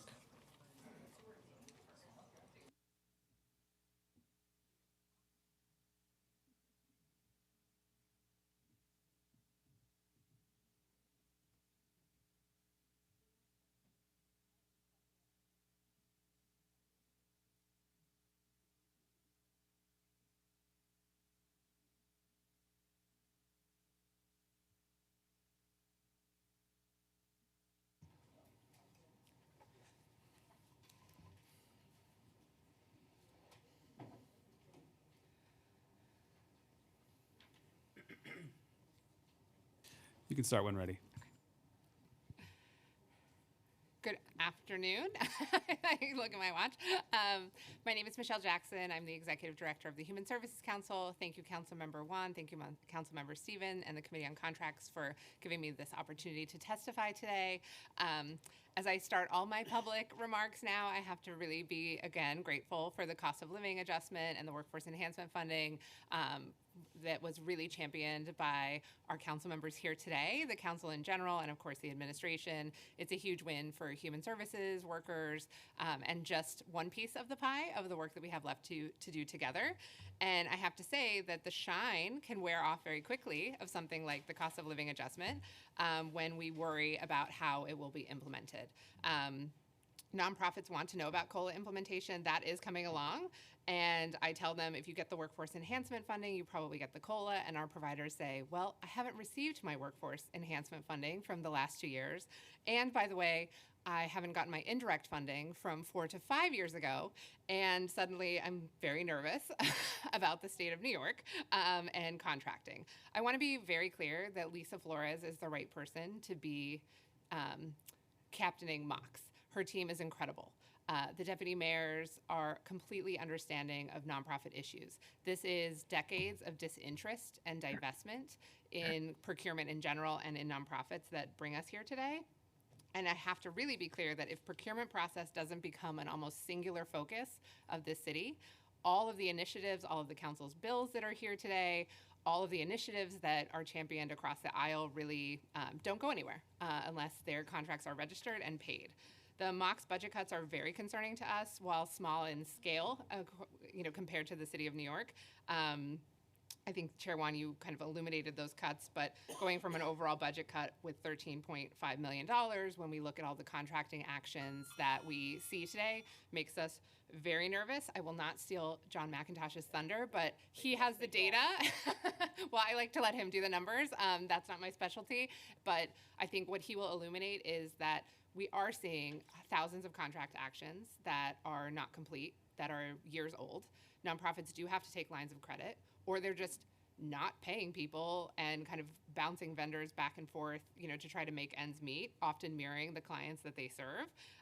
And we need to see real change and a hyper focus on making Passport better. Passport is a good system. We shouldn't change it, but we should enhance it. And MOX has to be staffed. And so we would certainly push back against these budget cuts to ensure that MOX has the capacity to do what they need to do. And I just want to end by saying 3 things. The council has a lot of great bills here today. In my written testimony, we have our support for those bills. And so I would just say none of these bills matter if MOX isn't funded appropriately in this budget. So the council really has to ensure that they are pushing, and I appreciate the chairs pushing on that. The council should also focus on a few key items. There's a lot of legislation that's all good. And the key item for the nonprofit sector and my membership is timeframes and interest. This is the 3rd administration where we're waiting for data to tell us what the timeframes could be. Let's just have timeframes already and say 60 days to register, interest if you're late, and see what that new world would look like. So I'm happy to take questions, and you'll hear a lot more from our peers about kind of the particular issues that they face when contracts are not registered on time. And thank you for this opportunity.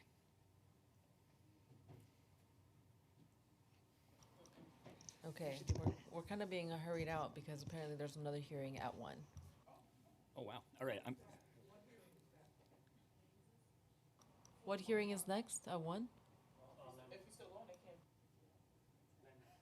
Okay, they're okay. Okay. All right. you I'll can be test- super quick. I'm John McIntosh from Sea Change, Chair Wan, and members of the committee. Thanks for the opportunity to testify. I'll have a lot more data in my written testimony, but just a few things. The pain from late registration and payment is real. We talk to nonprofits all the time who would love to be in the position of being able to borrow money and just worried about the interest rate. They're not even in that position. They're worried about, can they make payroll? Will they have to furlough their staff? I think if you said to nonprofits in the city, what's the single biggest source of mental health stress for you, they would say procurement with the city, number 1. Number 2, the people you've got are great. I've been in and around procurement for 15 years. I think Brad Lander, Sheena Wright, Lisa Flores, Jess Danhauser, the list goes on and on. They understand the problem. So why is it not solved? Number 3, I think you need to separate rules and regulations, technology platform, and people.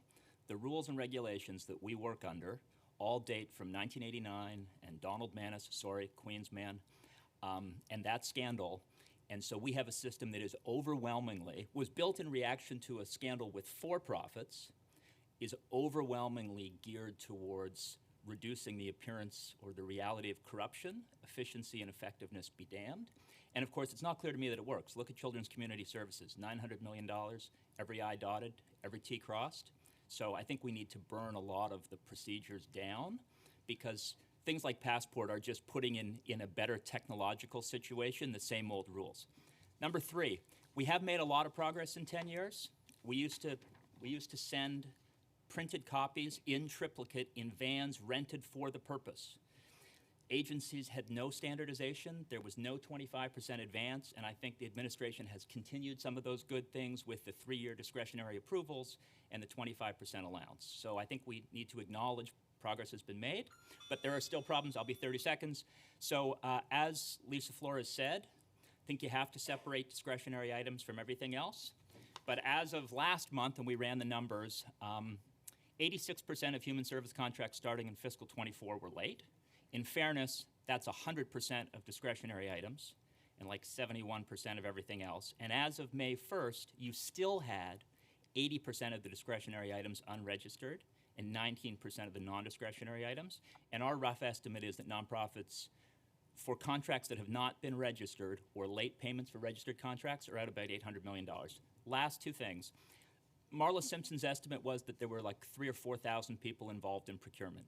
How you manage those people really matters a lot, because the truth is, eventually contracts get registered. Eventually bills get paid. The notion that we don't have enough people is just not true on its face, because if you didn't have enough people to do the work, the unregistered contract would grow to the sky, the unpaid bills would grow to the sky. That's not what happens. Eventually they get paid. Eventually they get registered. It's just that procurement isn't sexy. People slack off, and they need to be actively managed, which is the last thing, which is why we announced Contract Stat. Now, of course, we took the name that the city was using just to get your attention, which worked. All we're trying to do is take the already public data and make it a little more usable. But I think the city could do some small things to add to Passport Public and Checkbook NYC to allow people like us to see better what's going on, because the last point I'd make is nonprofits will never be able to speak truth to power. They just won't. But I think if you make data available to folks like us, we can analyze it, we can play it back, and we can be an ally to Lisa and others who are trying to do the right thing but are fighting against 30 years of history. Thank you. Thank you. Thanks, Matt. Yeah, no worries. I'll be extremely brief, but I just want to thank Councilmember Juan for your oversight and advocacy, and all the council members that helped supported Rethink's work, and echoing the rest of my colleagues here saying that, Commissioner Flores' work and dedication, it seems that, everybody is aligned and moving in the right direction. We're here for one sole reason, which is to, in support of Intro 802, which would require the city to establish insurance policy that would be mandatory for all food procurement vendors contracting with city agencies. We've been hyper-focused on getting the local and small businesses involved in government procurement, and these very, very, very large and often unnecessary insurance policies are severely hindering our small businesses in the neighborhoods that are near these shelters from being involved in the procurement process.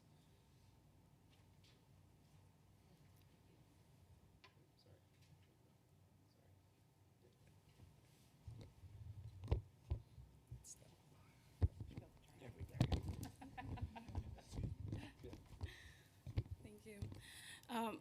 Good afternoon. My name is Tara Ducosel. I am the Policy and Advocacy Coordinator at Nonprofit New York. Nonprofit New York represents almost 1,000 nonprofit member organizations across New York City, working to strengthen and unite New York's nonprofits. In the fall, we launched the Y15 Budget Advocacy Campaign following the administration's 15% across-the-board budget cut directive. The campaign continues to seek full restorations to nonprofit service cuts, greater transparency on the budget cut rationale, and the nonprofit inclusion in the city's budget process. Throughout our campaign meetings, the most pervasive and persistent concerns voiced by members include an urgent need for government contracts reform. Members have shared how they've not been paid for work they've done 2 years ago, and many members shared that they've been doing work since the beginning of this fiscal year with no payment from the city. We recently administered a government contract survey to assess the impact of contracting delays to nonprofits.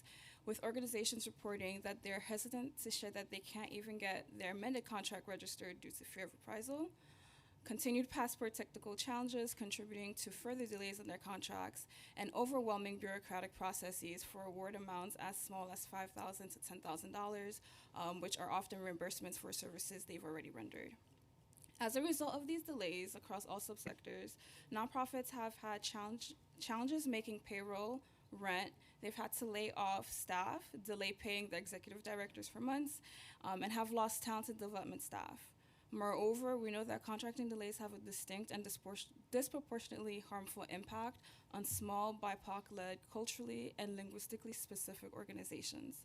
These persistent delays have significantly negative impacts on organizational operations and adversely affect the livelihoods of nonprofit workers and the services that the city relies on. At Nonprofit New York, we asked the city to hold an oversight hearing on the status of the recommendations from A Better Contract for New York and invite all nonprofits experiencing contract delays to testify. Thank you. Thank you. Please, we'll review all the written contracts. Thank you so much. The next panel is going to be Nicole McVuna, Nora Morin, Pascale Leon, and Lily Shapiro. Thank you.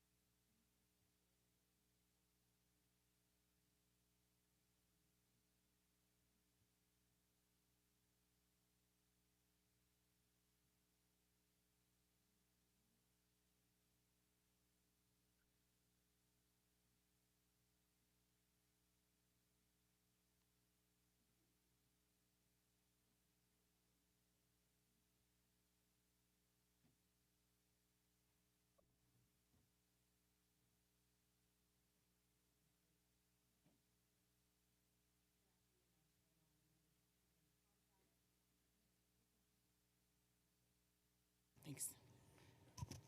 Hello, can you hear me now? Okay, great.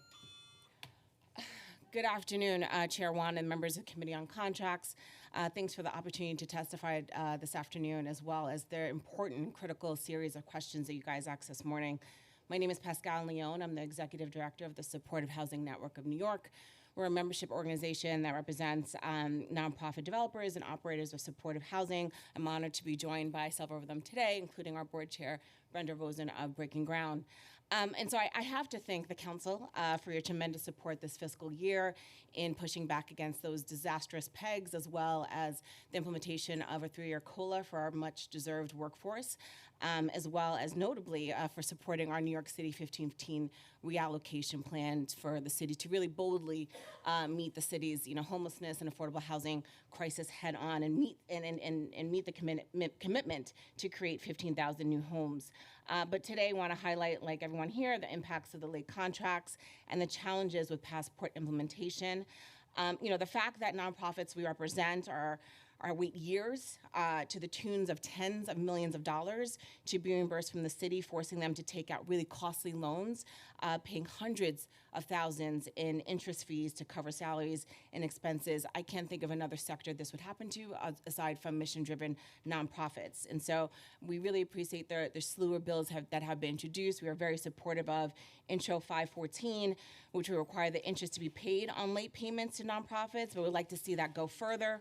The fact that the city needs to enforce a standardized contract advance solution that allows providers to claim up to 75% of their budgets while awaiting payments. What we heard from Mox earlier in that $7.2 million cut, that will have real injurious impact on providers. And currently there's really no uniformity or consistency among the agencies as how advances are doled out.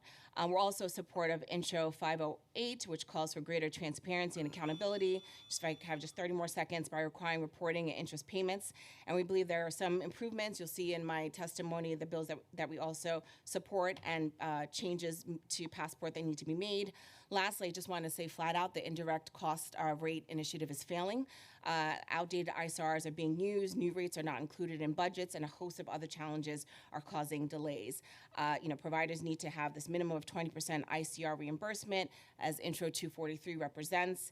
We have members who are telling us that that 22% or 25% of their overall budget is pending reimbursement and lacking sufficient overhead, and really worry about the impact this will have on tenants, on staff, and the proper maintenance of these buildings. And so really representing the true cost of doing business. And so we appreciate your support, and I look forward to collaborating. Happy to answer any questions, but I will turn over to my colleagues here who will really dive into the data, the sobering data that illustrates the real picture of what they're facing here.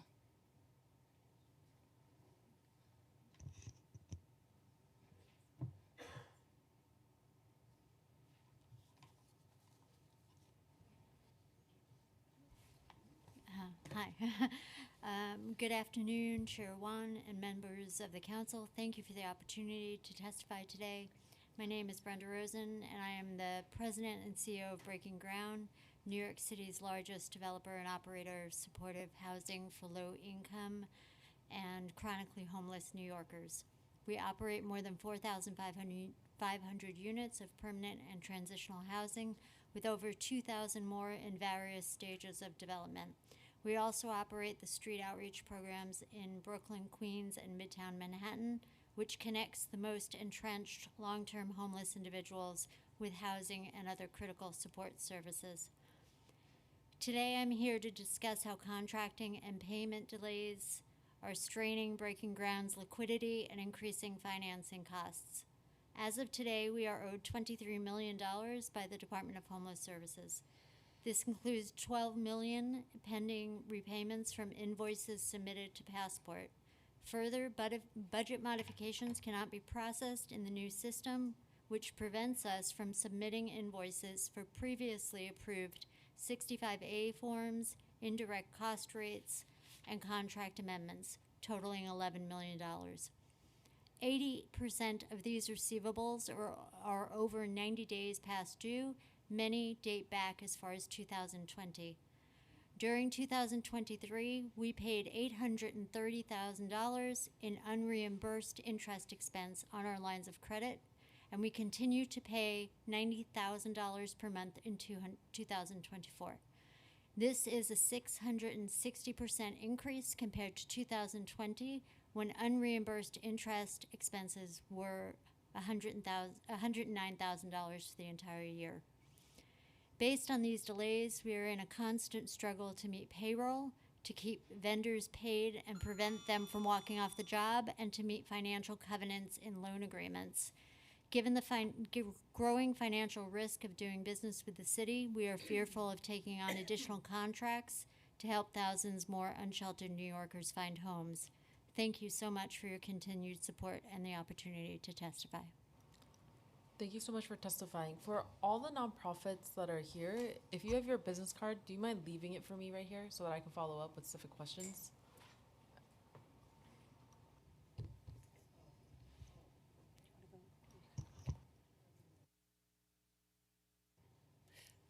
Good afternoon, Chair Wan. Thank you so much for the opportunity to testify today. My name is Lily Shapiro, and I am policy counsel.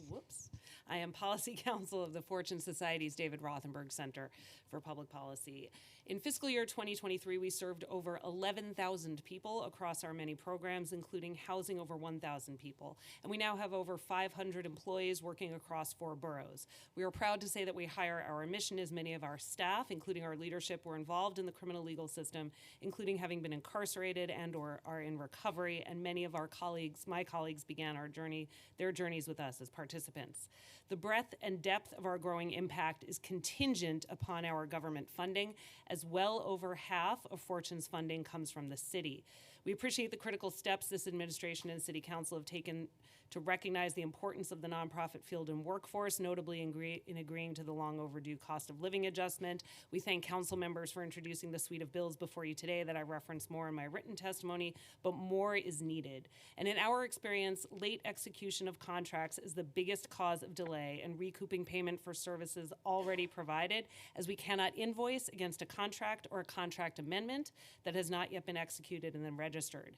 At any given time, Fortune has millions of dollars incurred in out-of-pocket expenses for service provision for which we cannot seek reimbursement because the governing contracts or amendments have not yet been executed. And one category for which we have repeatedly seen notable and lengthy delays in execution is actually the discretionary funding awarded by the council that flows through city agencies. These awards are critical to us and other nonprofits because they allow us to supplement our programs in innovative, nimble ways that are responsive to the needs of the people we serve, but are not covered by other funding sources. It is not unheard of for us to wait for over a year for one of these contracts to be executed, during which time we implement the contemplated programming at a cost. I'll be 30 more seconds. In the face of these delays, to be able to offer services, pay our staff, and keep the lights on, we are forced to draw on our line of credit, which costs us 8 to 9% interest. We also constantly fundraise for unrestricted dollars, which are extremely hard to obtain, and we know we're very fortunate to have these options despite the associated costs, and that our smaller fellow nonprofits face even greater challenges, which is both patently unfair and stifles innovation. We also do not take our position for granted because, as we saw with the deeply upsetting collapse of Sheltering Arms last year, no nonprofit organization is too big to fail. So we thank you for your attention to this critical matter, and we stand ready as always to partner with the council and the administration to work better together to most effectively serve our participants and enhance the well-being of the city. Thank you. Good afternoon, Chair Wan. My name is Nicole McVinue. I'm the Director of Policy at Urban Pathways, a nonprofit homeless services and supportive housing provider serving over 2,400 single adults annually. We hold city contracts with DHS, DOHMH, and HRA. Late payments continue to be a concern for our organization and the human services sector. Urban Pathways is currently owed approximately $3.9 million from the city on our DHS and DOHMH contracts. While most of these payment delays are due to the inability to submit invoices during the migration from HHS Accelerator to Passport, some of the DHS funds, as previously referenced, owed are also due in delays to getting budget modifications approved. Also included in this number is $500,000 owed for FY23 subcontractor reimbursements, for which we have been unable to bill due to delays in migrating FY23 information into Passport. We've paid this money out to our vendors already, but have not been able to receive reimbursement. We are further owed an additional $1 million for a single HRA contract that we have been unable to bill for due to a lack of clarity from HRA staff about what they want or need to process our invoices. The confusion has put the processing of invoices at a complete standstill. Additionally, there have been major delays in receiving the Workforce Enhancement Initiative funding for FY24. While we appreciate the mayor's investment in the workforce, we are just now receiving the notification of our FY24 funding amount alongside our notice for FY25. The nearly year-long delay and a lack of transparency in the formula used to calculate the funding has made it very difficult to administer the increase. These payment delays have and continue to cause a strain on our overall organizational budget, and it's imperative that the city catch up on the payment backlog. In light of these delays, it's very concerning to see the steep cuts proposed to MOX in the FY25 budget. And, we want to make sure that MOX is fully funded and fully operational. And in my written testimony, I have comments about the bills as well. Thank you.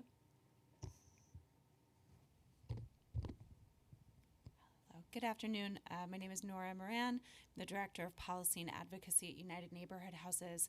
We represent New York City settlement houses. Thank you so much for the opportunity to testify, for holding a hearing on this very important topic. Want to echo the comments made by providers here and the panel before about a lot of the challenges that organizations are seeing in the transition to Passport. We know it was necessary. Doesn't mean it's not painful. Doesn't mean it couldn't be better. And it really does feel like with a lot of the payment delays, a frail sector is being made even more frail and put under more stress. Our written testimony goes into more detail, but wanted to specifically talk about one of the bills, Intro 514, which would require interest to be paid on late payments made by the city. We feel this bill would be a really important step. In order for the city to actually change its behavior, there have to be consequences when they don't behave in the way that they need to. We think that a financial penalty is one way to address that. This practice is already in place at the state level, so it's not a new concept. There's precedent for it. One thing we wanted to flag at how this works out at the state level is that there is a provision that the state has for a state agency and a provider to mutually agree to waive the right to interest. And the way we see that playing out is that providers basically say, well, we won't pursue interest if the state was late to register my contract because we're afraid of antagonizing a state agency and we just want to kind of get this over with. And so we want to make sure that, if Intro 514 does pass, that it's as strong as possible, right? That the funding to pay those penalties does not come out of service budgets and does not come out of the contract bottom line, and New Yorkers don't suffer because payments are late, and that agencies don't have a way to sort of get out of paying this penalty because we fear that the late payments will not be addressed if that were the case. Thank you.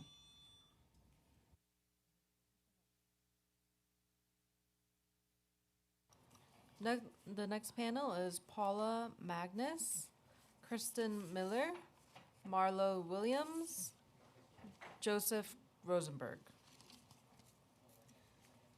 Thank you.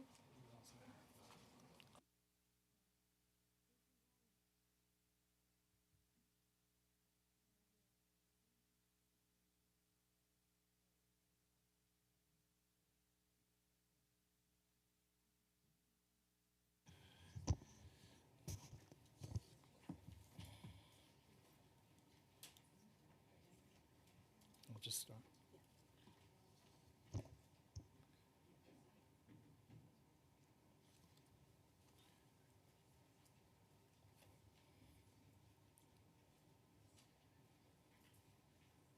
Good afternoon.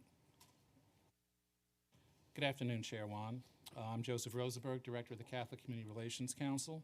For well over a century, Catholic Charities of the Archdiocese of New York and the Diocese of Brooklyn and Queens have been serving the basic needs of New Yorkers, not only in times of crises such as Superstorm Sandy and the COVID-19 pandemic, but every day of every year. Both charities and their affiliates touch the lives of countless New Yorkers, including families, children, the elderly, the disabled, and asylum seekers. Our strong partnership with city government in this mission has been a constant over these decades of service. We thank you for the COLA agreement. This is a remarkable achievement which will benefit tens of thousands of nonprofit human service workers. Despite this significant accomplishment, much work remains to be done. This is why we support the passage of several bills on today's agenda. Human service contracts awarded to nonprofits do not cover the true cost of providing services. Underfunded government payment rates are the main driver of financial distress, and the nonprofit human service sector has been experiencing this situation for decades. As a result, we are often left with budget deficits that cannot be filled by private grants or reserves. Intro 243 would require indirect costs to be covered in contracts awarded to nonprofits by city agencies. These costs cover such items as utilities, general liability, property insurance, custodial, and cleaning services. These services have been subject to COVID-induced cost increases over the last 4 years, followed by inflation, and all are essential to providing services to our clients. Intro 514 would address the financial shortfalls that nonprofit service agencies face upon being awarded contracts, but not promptly receiving the funds needed to cover these services. It would allow nonprofits to receive interest payments calculated from when the amount was to be paid. So if a contract was awarded on July 1st, but the funds to provide the services are not received until December 15th, the nonprofit would receive interest payments from July 1st. This is essential to help remedying the precarious financial situation faced by many of us who are awarded contracts but not the promised payments. And just finally, Intro 508 requires the PPP to create a system for city service agencies to provide nonprofit providers with info about why their contract payments are late.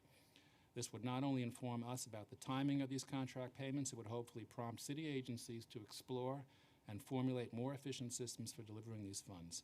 Thank you for your attention to the subject and to all the bills on this agenda. Hi. Good afternoon. My name is Kristen Miller, and I'm Executive Director of Homeless Services United.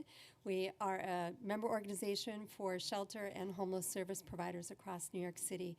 Thank you, Chair Wong and members of the committee for allowing me to testify today. We are very appreciative of your ongoing leadership and dedication to ensuring that nonprofit contracted homeless service providers are able to be good fiscal stewards of critical life-saving services for New Yorkers, and especially your recent COLA support that will impact thousands and thousands of our staff. As we've testified before you before, our member organizations are owed hundreds of millions of dollars by DHS, with individual nonprofits being owed anywhere from $700,000 to $31 million, resulting in them having to take out loans and paying high interest. Thank you for your ongoing attention to helping us get paid in full and on time. As we've been hearing, improvements have been made, particularly around contract registration, but as you know well, this is only the first hurdle in actually getting paid. Commissioner Parks testified previously that the majority of the fiscal year DHS contracts money has been allocated, but providers cannot bill for those dollars until their line item budgets are reviewed and approved by multiple levels within DHS, DSS, DS, and MOX. As John said earlier, we're working under a process whereby it seems we are guilty until proven innocent.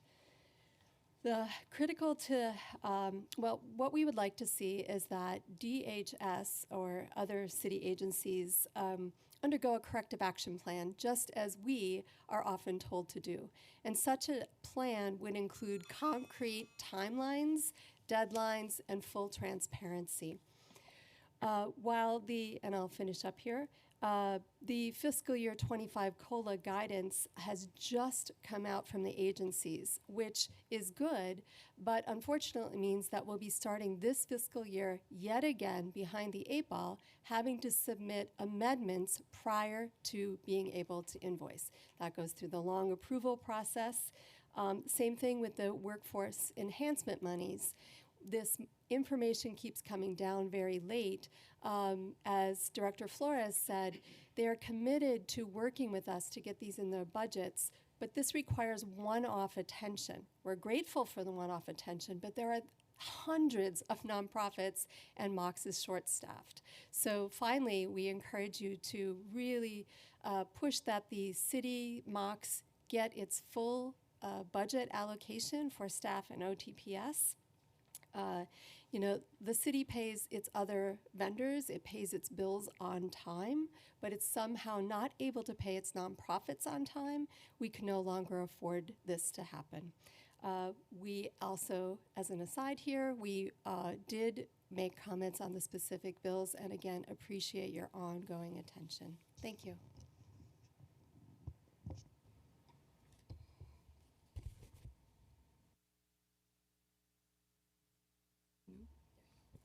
Good afternoon. Good afternoon, Chair Wong and Committee. My name is Paula Magnus, the Deputy Director of Northside Center for Child Development. We want to thank you for your ongoing effort, you and the committee, to diligent focus on the speeding up of the contract payments to vendors who serve at-risk individuals throughout New York City.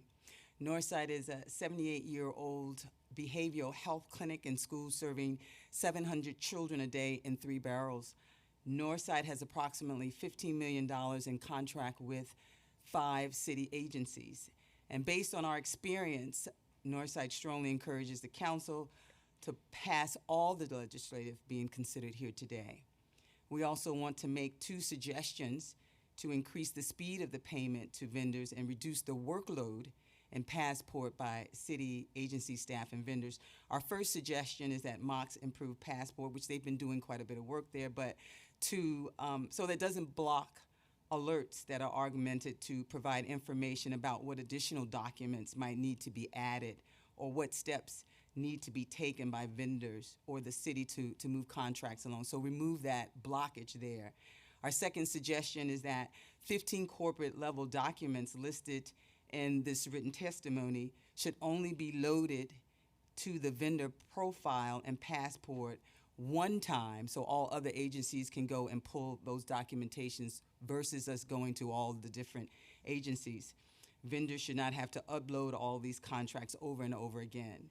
And once the city agency reviews and approves those documents, staff at other city agencies can pull that information and review it and move it forward. So centralizing that is very important to upgrade for Passport. Again, we recommend all be move forward. You've heard a lot about all the issues, and it's interesting when we hear staff as to what they're doing. It seems to be very different than what we're experiencing. Thank you very much.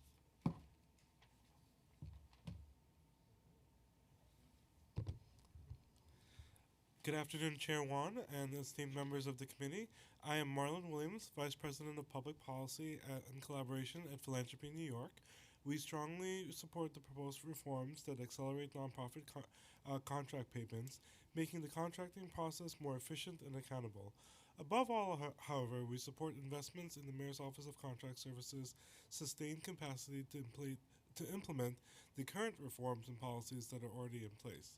These changes are vital to ensuring nonprofits have the resources needed to deliver critical services effectively and reinforce their role as a cornerstone for a strong New York. Philanthropy New York, along with partners like Human Services Council and Nonprofit New York, have a long history of collaborating with the city to strengthen the nonprofit ecosystem. We applaud the City Council's recent efforts to reverse disinvestments in human services workers by securing a COLA, which we're all excited about. However, without the proposed reforms and departmental funding, these enhancements might never actually make it to the groups who need them. PNY is a membership organization with about 300 grant makers who invest about $3 billion annually in New York. Through our policy work, we actively work to ensure that there is a thriving nonprofit ecosystem. Our goal is for an effective balance between philanthropic dollars, which support core infrastructure and innovation, while government dollars cover the essential services that New Yorkers need. Knowing that philanthropic dollars alone cannot fill the gap left by the public sector, we partner with the city and critically MOX to ensure that nonprofits receive the resources they need to provide essential services to New Yorkers. Delays in payments and stalled contracts have severely impacted nonprofits by forcing them to implement layoffs, reduce wages, or cut essential services. Over the past 3 years, PNY has served as a critical convener of the city, nonprofits, and the philanthropic community to have critical conversations on these issues. The insights from this work informs why we are here today, passionately advocating for these actions that strengthen the contracting process for our nonprofit partners. Timely contract registration and payments are critical for organizational success and the fundamental government obligations that they represent.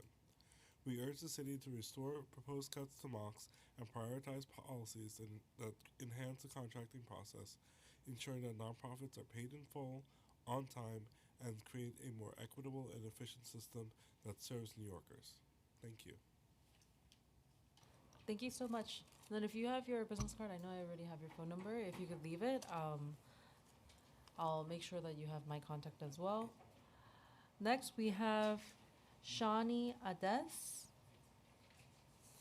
from NILAG, Greg Clem from Legal Services New York City, Kendi Rainwater, Legal Services, the Legal Aid Society, Maximus Barton, Labor Local 1010.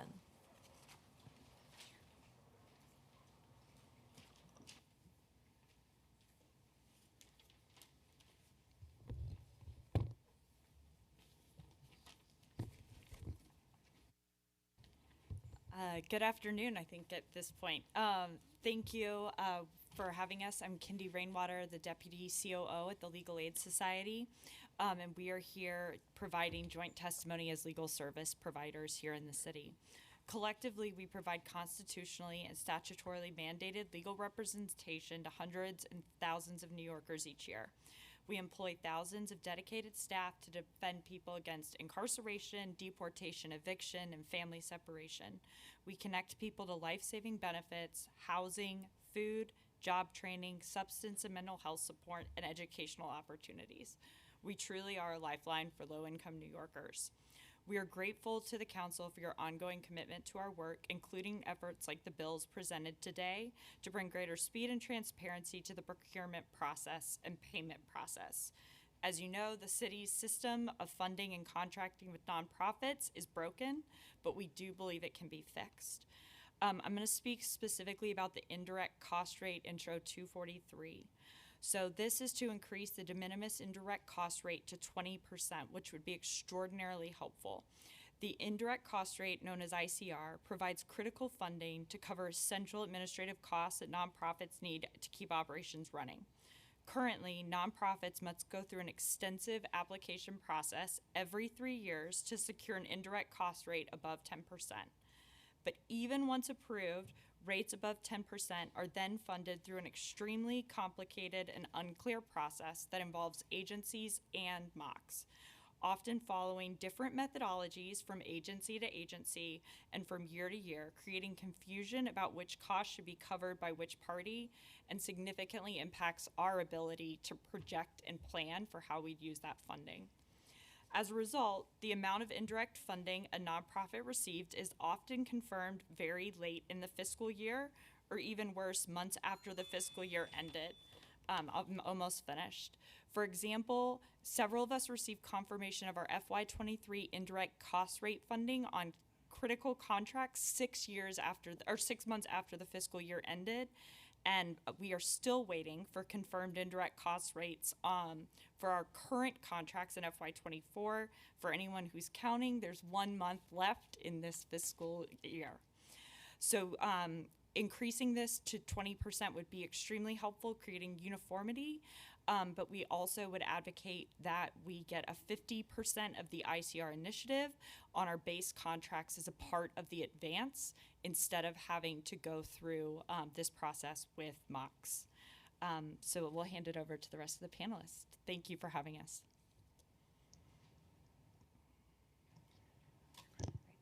Thank you, Chair Wan, for the opportunity to testify. My name is Shani Ades, and I'm a Vice President with New York Legal Assistance Group, and I'm here with my co-panelists testifying on behalf of legal service providers.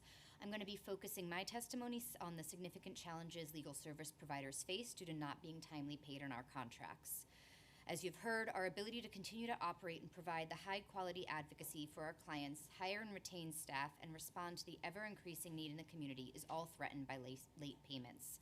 Late payments on contracts create cash flow issues affecting our ability to continue to provide these services.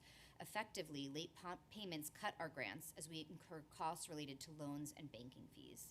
We appreciate the Council's goals to both standardize timely payments of contracts and require agencies to track and report their performance against this standard through the proposed legislation intros 508 and 514. Both of these intros begin tracking late payments from the date the invoice is received and accepted by the agency. While important and essential, delays create major issues for nonprofits much earlier in the process, from late contract registration, unnecessary cumbersome and changing processes for budget approvals and modifications, as well as invoice submission and review. Our written testimony has numerous recommendations to enable the spirit of the proposed legislations be fully realized, including standardizing timelines for each phase of the process, developing a dashboard that shares status info, streamlining invoice review and budget modification, and creating different levels of oversight and review. I do want to take one quick second to reflect that not only are organizations impacted by late payment, but so directly are our clients, and these are real and devastating impacts for our community members. Just one example, and more is in our written testimony, is that individuals who are at risk of eviction, who may be eligible for City FEP's renter vouchers, are sometimes unable to obtain these timely and therefore face eviction or have to go into shelter as a result of this. That's because vouchers are often obtained by going through a nonprofit home-based provider, but when cities fail to timely pay these nonprofits, they're not sufficiently staffed, resulting, I just have 10 more seconds here, resulting in delays in every borough in the city, ranging from months to a full year for an individual to even get an appointment to start this process. The delays cause people to end up in shelters unnecessarily, even though the city council has appropriated funds intended to prevent precisely this outcome.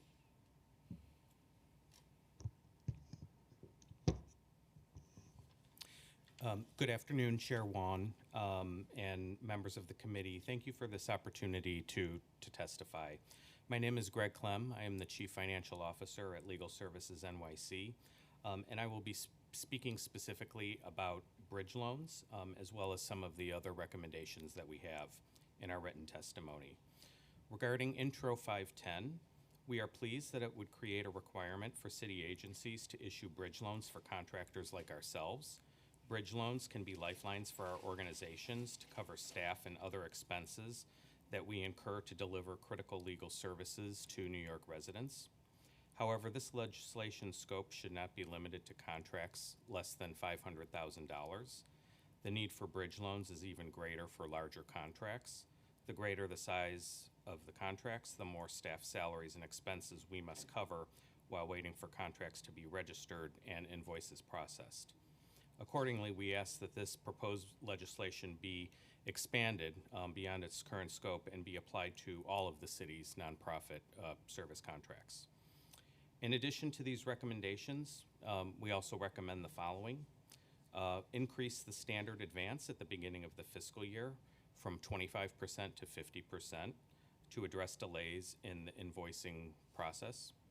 Implement longer contract terms for baseline contracts, and also to require the city to cover the interest incurred on a loan or a line of credit, or allow organizations to invoice the city for those expenses as part of their contracts. Specifically, at the organization I represent, Legal Services NYC, we have incurred $80,000 in interest expense since the beginning of January.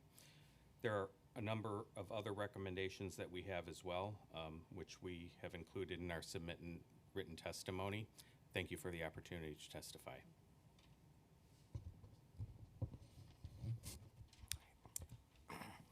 My name is Max Barton, and I'm a researcher for Liona Local 1010, Paving and Road Building Union in New York City.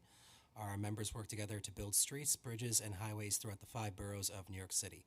Local 1010 is an affiliate of the New York State Laborers, representing over 40,000 men and women across the state. I'd like to thank committee chair and lead sponsor, Councilmember Julie Wan, for holding this important committee hearing. I'm here to share Local 1010 support for Intro 803, along with over a dozen unions and community groups who strongly support this legislation. This bill would require the Procurement Policy Board to allow vendors and or their designated representatives to protest procurement decisions made by a city agency. We urge the council and administration to pass the legislation without delay to increase public confidence in New York City's public procurement procedures. We believe that procurement decisions made by government agencies have significant implications for taxpayers, businesses, and the overall economy. It is crucial that these decisions are made through transparent and competitive processes that ensures the best value for public funds. The proposed legislation provides a clear framework for protesting agency procurement decisions and ensuring that all stakeholders, including taxpayers and other parties, have the opportunity to voice their concerns and seek redress from any perceived injustices. Passing this legislation would allow contractors and vendors to designate a third party to protest bids on their behalf. Not every contractor or vendor has the time and or resources to do so, and by passing this legislation, it evens the playing field for everyone by allowing vendors to have an advocate, including unions or worker advocates, to object to potentially non-responsive bids. In the past, such objections were ignored by agencies, as there were no formal process in the PBB rules to allow a party other than the bidder or vendor to be heard. This refusal to hear objections meant that objections based on the contractor wage practices, refusal to maintain a city-required apprenticeship programs, or criminal indictments were not heard. By way of example, labor advocates were recently unable to object to procurements sought by an indicted contractor who sought extensive new contracts, even though it held near monopolistic work on tree planting and pruning work in the City Parks Department. And in that case, City Parks Department refused to process PBP objections filed by Liona Local 1010 for the sole reason it was not a vendor within the meaning of New York City Procurement Policy Board, PBB, Rule Section 2-10A. The contractor was indicted for, and ultimately convicted of committing a major insurance fraud by misclassifying workers. We urge the council and administration to pass this legislation without delay. Thank you.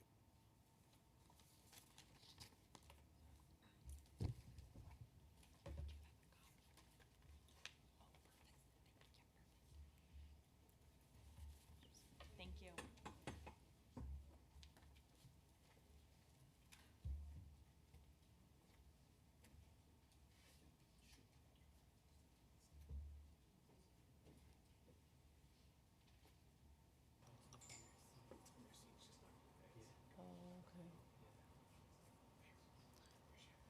Next is Audacia Ray from New York City Anti-Violence Project. Boggy Chi from Share Cancer Support. Catherine Trapani, Volunteer of America Greater New York. Sharon Brown. And Kate Tissus.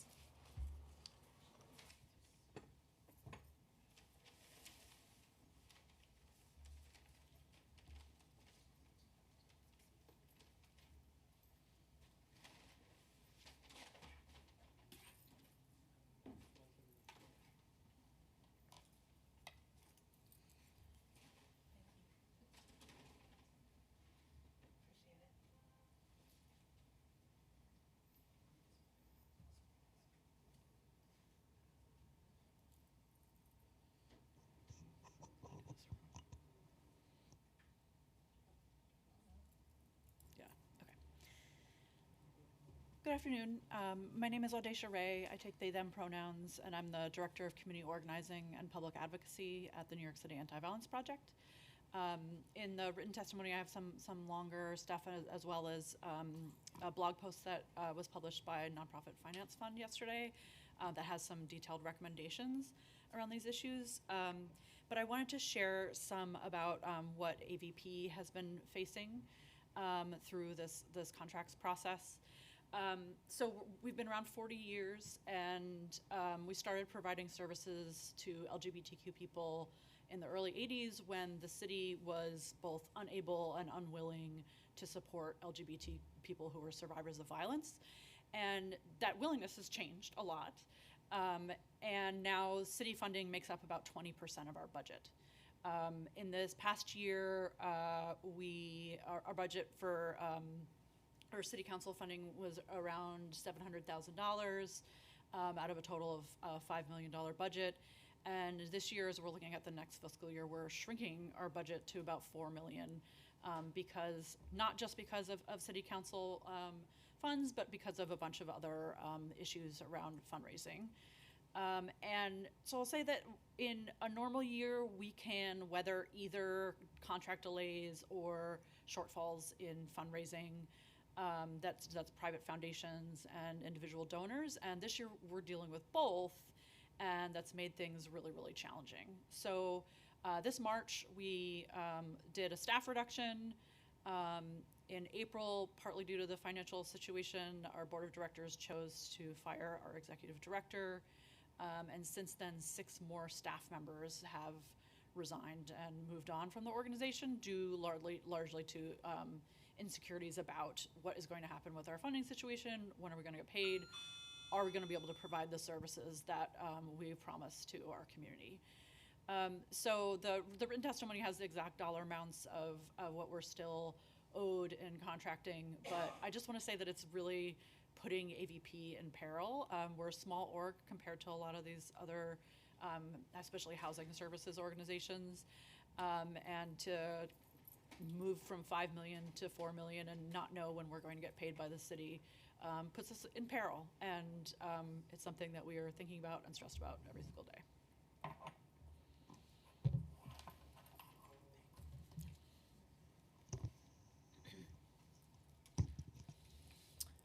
Good afternoon.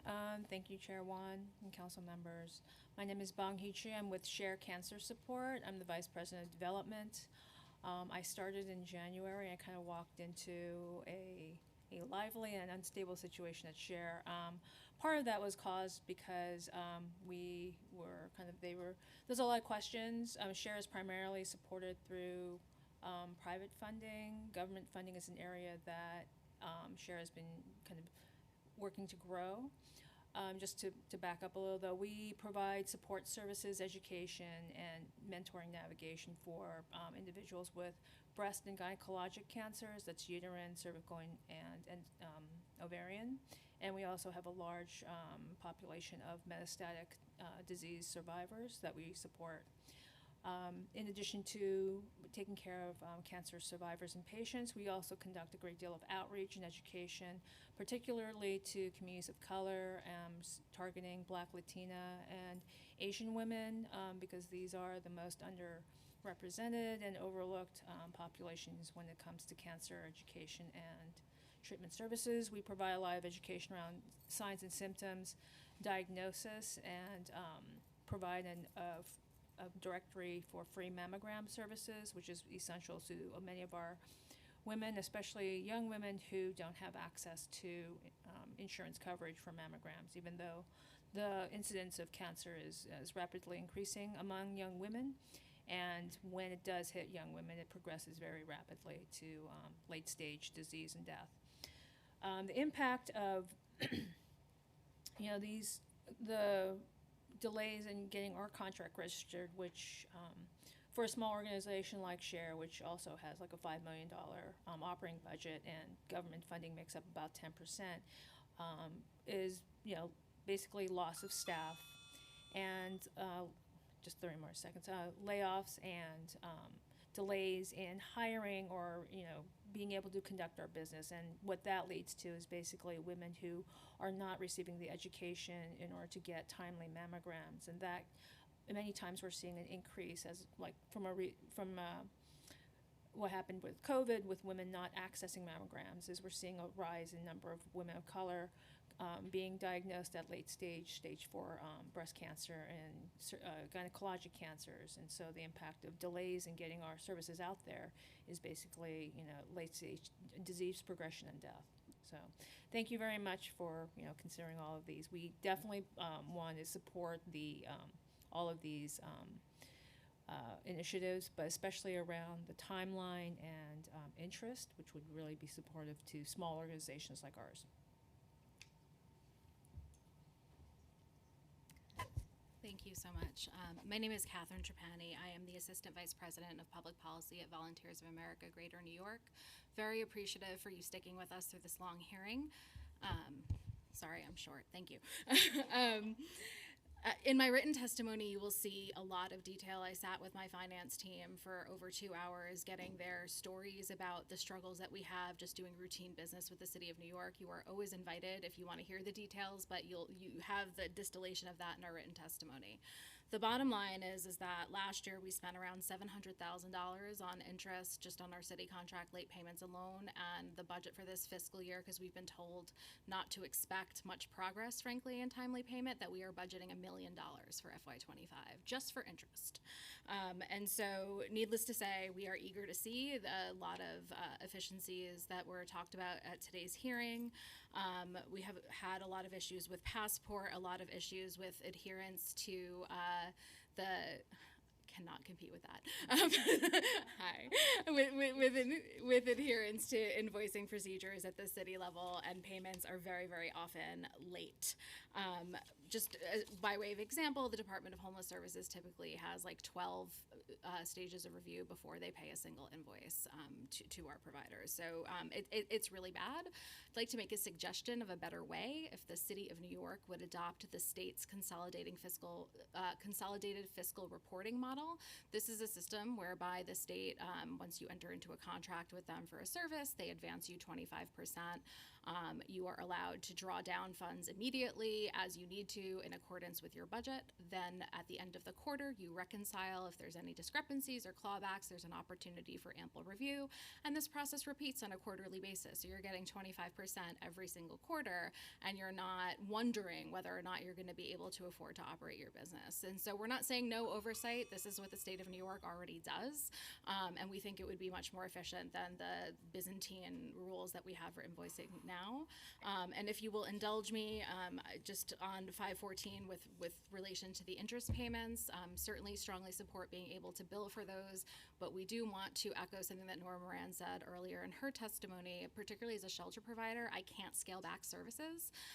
And so if the money that I'm allowed to pay towards interest, if this bill were passed, has to come at the expense of program dollars, I'm still subsidizing the city because I can't cut services. There's nothing to cut.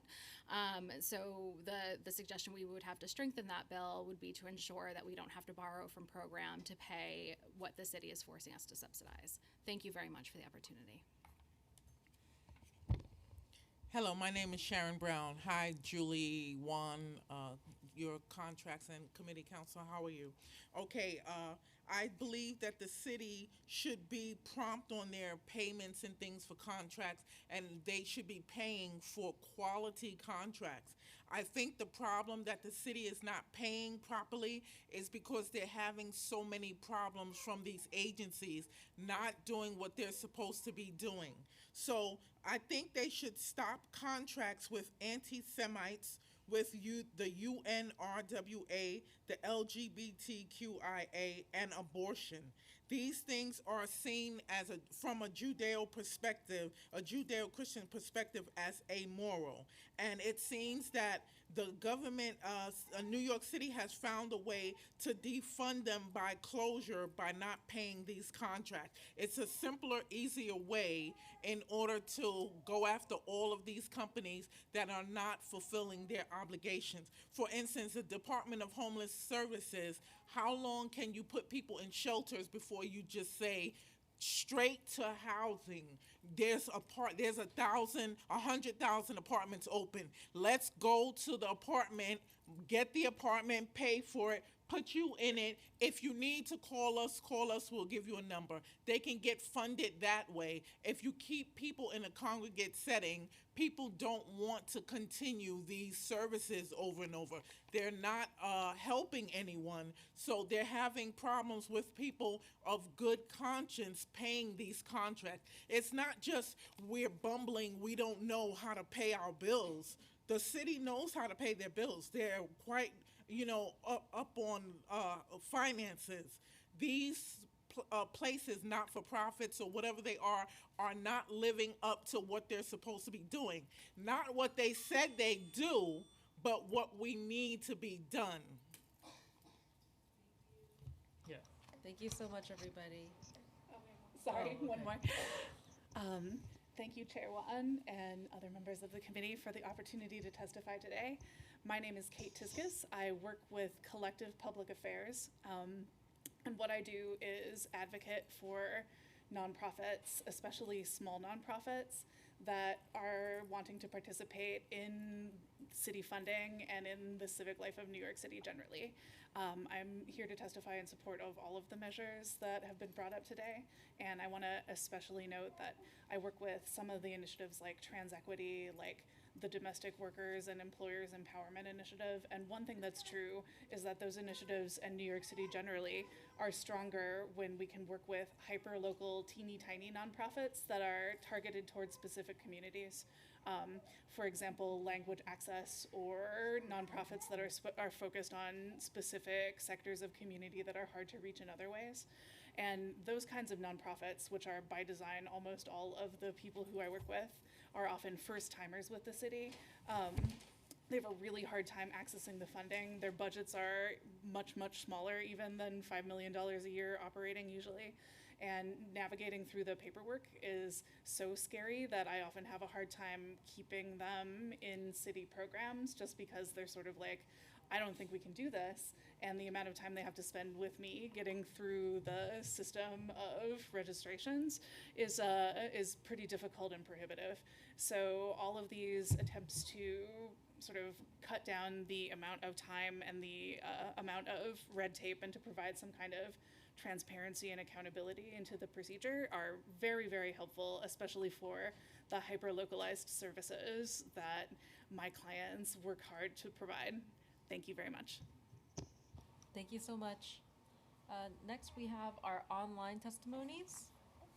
We have Arian Cruz, Jim Dill, Marilla McLean. Arian, you may begin.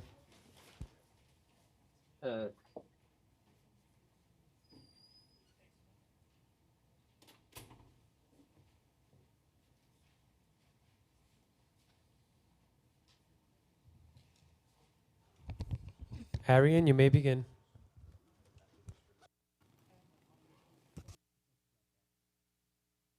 Okay, Jim Dill.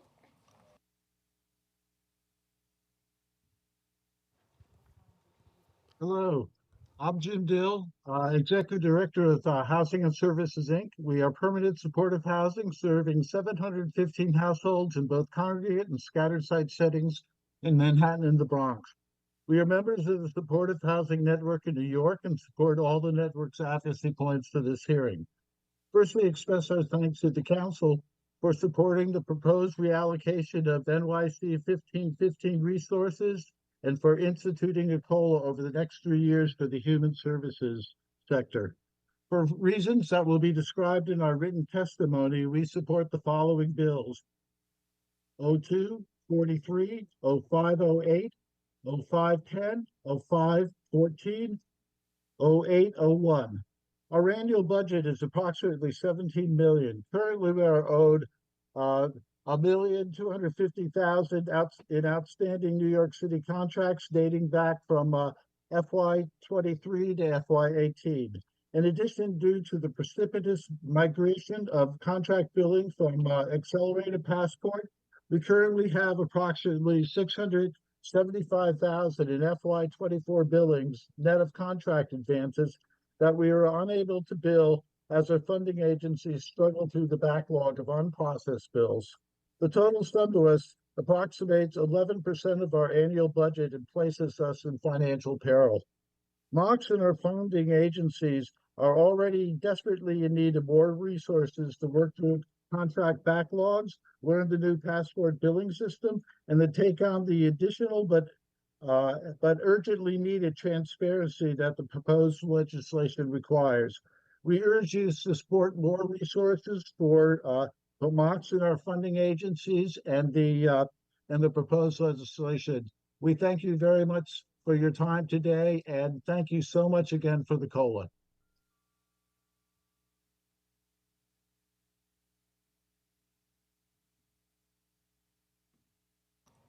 Marilla McLean. You may begin. Good morning. Can you confirm that you can hear me? We hear you. Thank you. Good morning. I am Mary McLean, Managing Director of Neighborhood Health Services for Public Health Solutions. To Committee Chair 1, I thank you for the opportunity to provide testimony regarding our experience as a recipient of discretionary funding. In 2022, PHS provided direct services to more than 125,000 New Yorkers. For several years, discretionary funding awards have supported our services through the following council initiative: the Maternal and Child Health Initiative, the Dedicated Contraception Fund, the Access Health, and the Support Our Seniors Initiative. The main challenge we face is delays in contract executions, which are routinely over 6 to 9 months, sometimes up to a year, despite PHS providing all required information on a timely basis. Delays in executions means that PHS does not get reimbursed in a timely manner, and it stifles our ability to provide innovative services. We have a few suggestions. 1, for the discretionary award tracker, more timely updates. 2, during the post-award process, reducing the number and types of forms recipients are required to complete. 3, adding point of contacts at MOX to ensure our questions are answers. 4, reducing the number of transparency resolutions. And 5, ensuring fully executed contracts are available in their entirety through the passport systems. We see the need for both improved timing of contract registration and increased level of funding. In particular, PHS sexual and reproductive health centers are struggling due to funding costs in both the New York State and federal level. And I'm actually not in person today because of a federal audit and a site visit at our SRH centers. It is unlikely that without support, our centers will be able to continue to function. PHS requests support from the New York City Council to allocate $300,000 Your time has expired. Thank you. in FY25. Thank you.